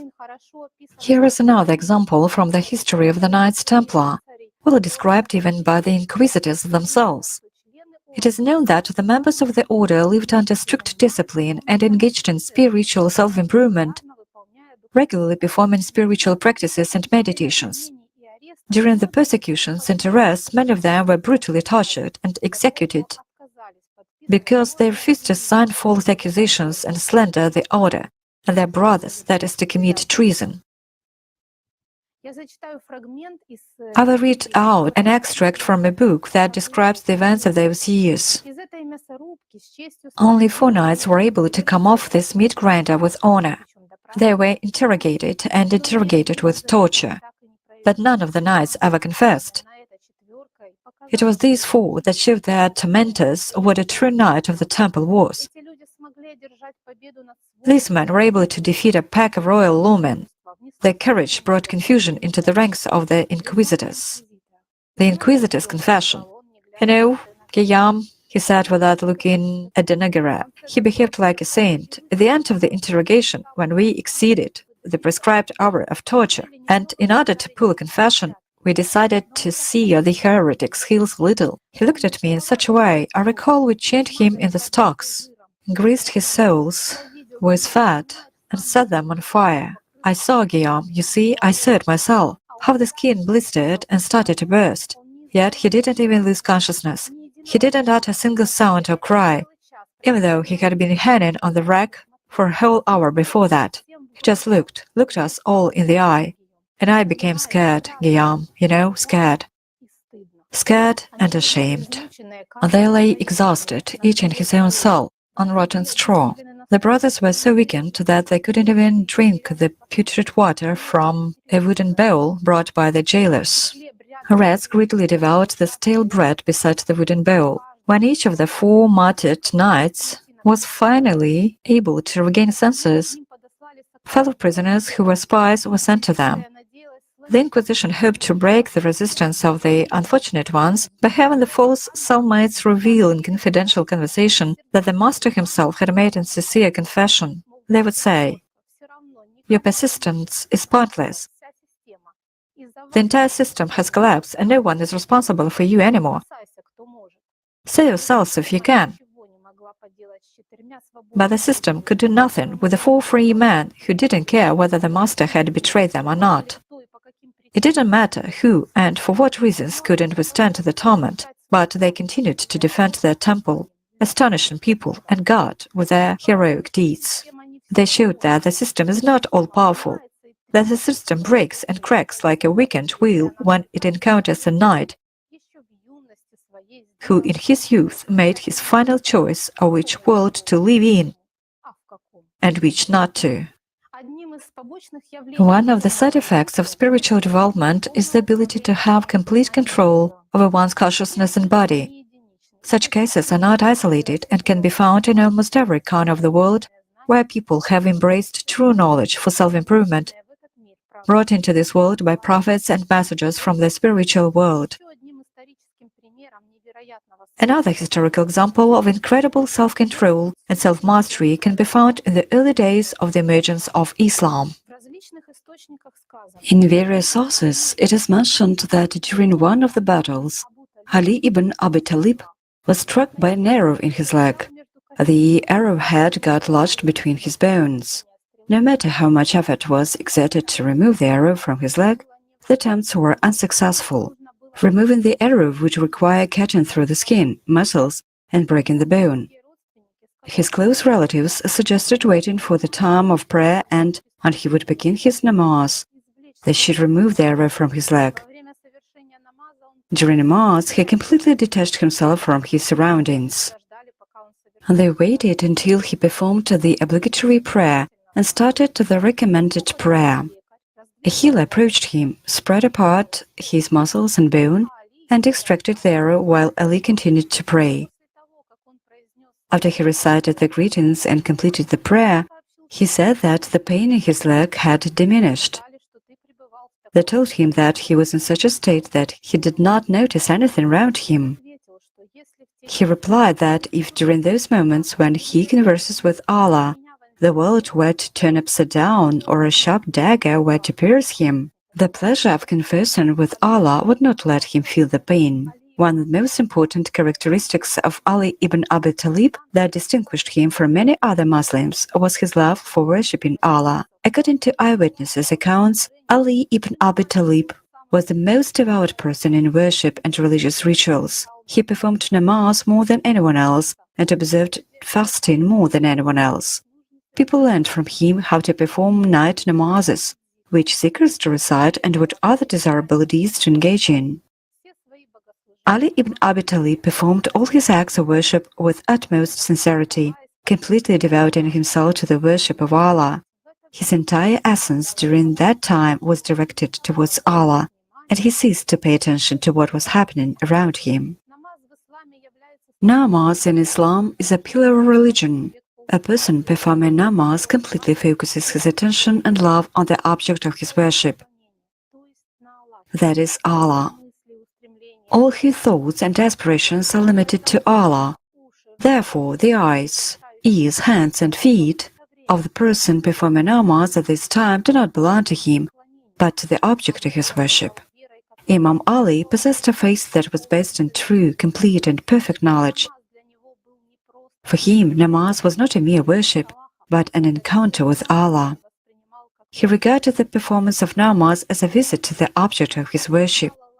He contemplated Allah with his inner sight and saw his absolute perfection. He forgot about himself and the world around him. He was free from everything that was not highlighted in Allah color. During the performance of namaz, the spiritual state of the prophets, imams, and righteous individuals close to Allah is not always the same. Sometimes, while fully concentrating their hearts and thoughts on namaz, they also remain aware of what is happening around them. In other words, they did not fall into ignorance of this. If something happens during their namaz, they would react to it, but sometimes they would completely immerse themselves in the divine world, not noticing or seeing anything except the perfect and pure essence of Allah. They would pay no attention to what is happening around them during that time. They would even stop noticing their own bodies, as if their external sensory organs, through which they had a connection with the material world, ceased to function.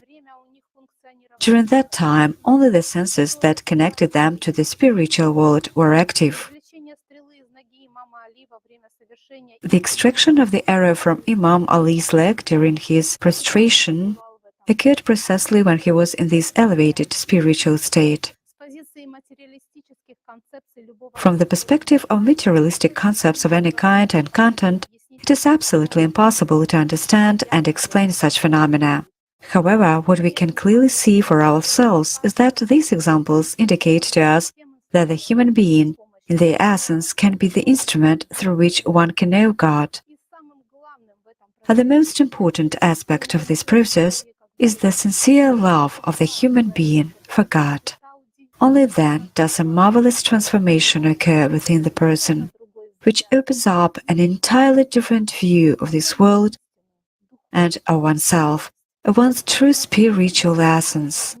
Not only the materialistic dogma in neuroscience is completely unfounded and does not provide any answers, hiding behind the criticality and objectivity of its approach, but it also denies and ignores all phenomena and facts that can refute its main ideological premise. On the principle of promissory materialism, according to Karl Popper, this principle can be stated as follows. Yes, we currently have no evidence, we do not understand how consciousness and self-awareness arise in the brain. We have not yet found neurons, neural networks or connections between neurons, the thoughts, memories, desires and feelings, let alone personality and self-awareness. But believe me, all of this is simply the work of the brain. There is no consciousness separate from the brain. There is no observer, no personality, and certainly no spiritual nature and spiritual experience. There is no higher purpose and meaning in life. The whole meaning lies in survival and adaptation. In time, new facts and technologies will emerge through which we will be able to prove this to you. The materialistic approach leads to the dehumanization of the human being, reducing them to a lower animal existence. It grants power to the privileged few who finance and promote the development of science in such a materialistic paradigm, allowing them to devalue human life and manipulate people as docile livestock.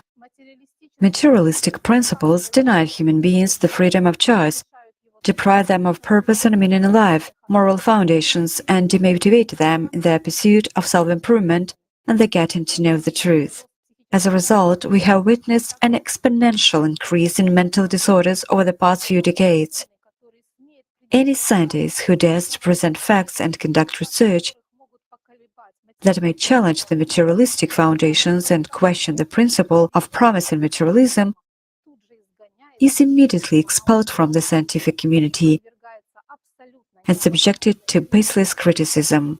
All their studies will be labeled as pseudoscience, and their scientific endeavors will be undermined. Persecution of dissenters is a hallmark of dogma, not of genuine knowledge. This is not science, it is ideology, and this state of affairs has been hindering the progress of science for over a century.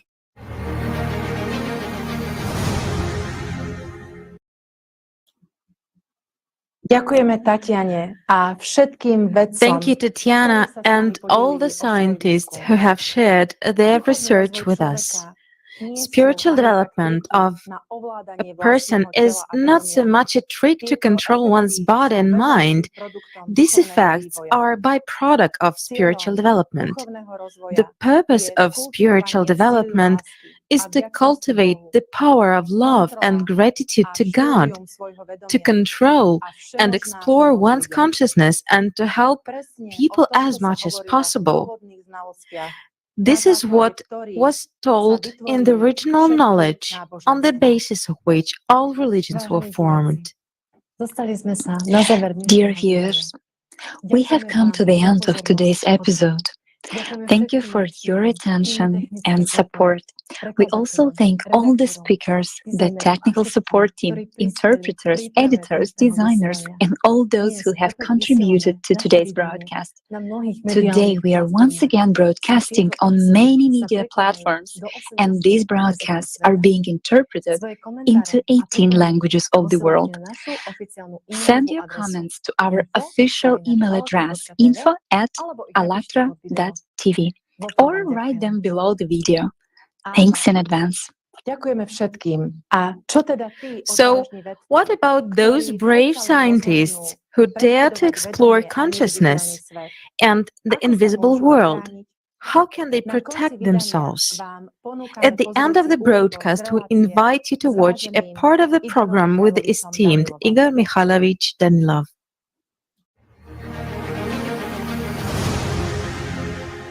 when a person simply begins to study his consciousness, it's like a person trying to accumulate love without exploring himself.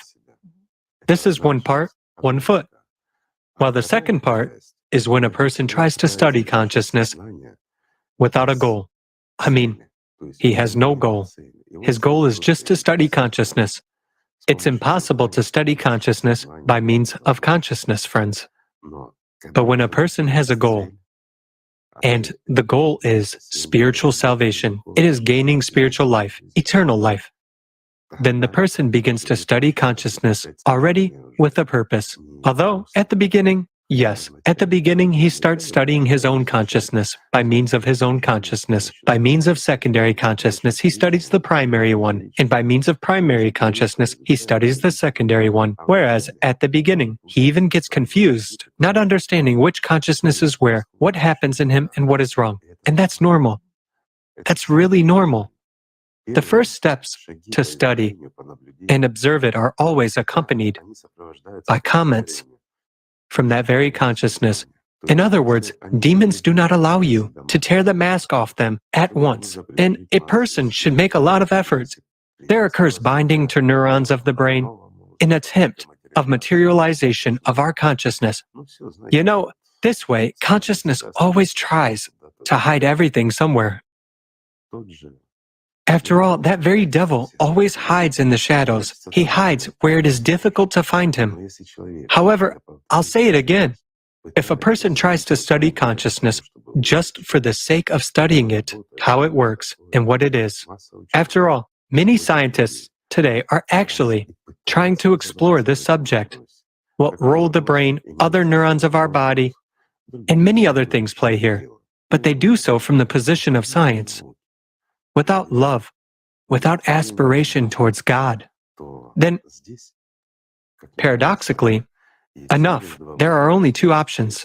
If a person seriously begins to study his consciousness, I emphasize, without love, without aspiration towards the spiritual world, then the person has the first option, a psychiatric hospital, and the second option is some kind of a religious organization. This is where he will definitely end up if he doesn't stop in time and doesn't stop studying consciousness in time. This has been confirmed by a rather large number of very smart people who studied consciousness, primarily their own one. Yes, it is possible to safely study someone else's consciousness by observing someone to try to tell something to that person. Again, based on observations or those very manipulations, especially if, let's say, a doctor's consciousness is strong, his demon is strong, then he can easily manipulate a weak demon in another person, his patient, and actually achieve quite good therapeutic results, even from the perspective of psychology.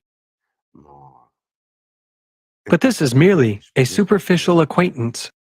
There is another option. When one tries to study the work of consciousness, again, through the brain, simple trivial connections between those very neurons, which act as a receiver and a transmitter, merely as a connecting link between consciousness and personality.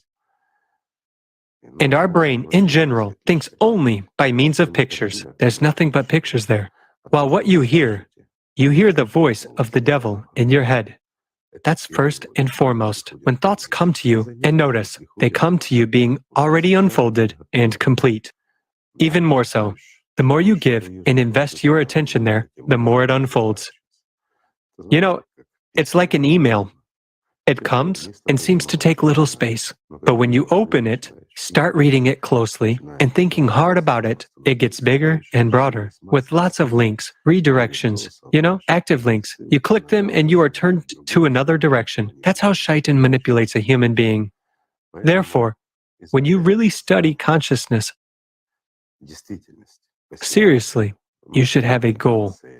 And the goal must be not to explore Shaitan in order to become his master. He will not allow that.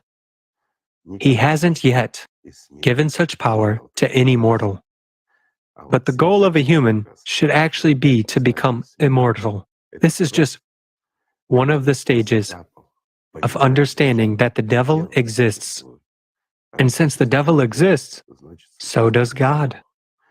So, it is precisely this understanding of how our consciousness works and how demons manipulate us that makes a person stronger, calmer, and more confident on the spiritual path. This is important, right? Without love, we are sounding brass. Absolutely It is necessary to be a full vessel. If there is no inner light in us, we are nothing but darkness. Again, it is very important for a person on the spiritual path to really study consciousness, at least to understand, not that the devil exists, that goes without saying. Otherwise, you will not understand that there is God. Yes, you can believe, be aware of that, but you will not know. Actually, a person will be able to study and know that God exists when he acquires, let's say, a response from the spiritual world in his love. When he receives this love, then all doubts disappear. But he has yet to reach this stage. So, an important stage is, again, the study of one's own consciousness. Why is this important? It's important to understand where primary consciousness is and where secondary consciousness is. And the most important thing is where you are, my friend. If you don't come to understand that you are neither primary nor secondary consciousness, then tell me, who will go along the spiritual path? You? The one you don't even know at times who you are? Or primary or secondary consciousness? Who will go instead of you? And there is a question. If it's not you who will go, then where will the devil go? Will he really go to heaven? Is he a donkey to carry you as personality through heaven's gate? He will carry you to hell, where he will boil you in a cauldron and cook a soup of you for himself. Even though it's already an allegory, it is actually literal, and it is worth thinking about. In other words, without love, a person is either an observer from secondary consciousness or an observer from primary consciousness. Or an observer from primary consciousness, while he has to rise up and break out of this microsphere to see how he is manipulated by Shaitan. And for that, he needs to realize that he is not consciousness. This is actually very easy. Let's say the spiritual path is easy to traverse for any human. It becomes hard only because of Satan's temptations. But when a human understands how he is manipulated by Shaitan, he becomes free, while only a free human can enter heaven. That's the point. Self-knowledge is true freedom. Of course, it is the most valuable knowledge a person can acquire, and the most important experience a person can gain in this world, because behind this knowledge, there is life. This is very important. But if a person is really steadfast and, without limping, on 2 feet, he walks along the road towards life, he will certainly reach it. And by getting filled with this love from the spiritual world, a person will certainly gain life. That's when everything changes. But you have to come to that, friends.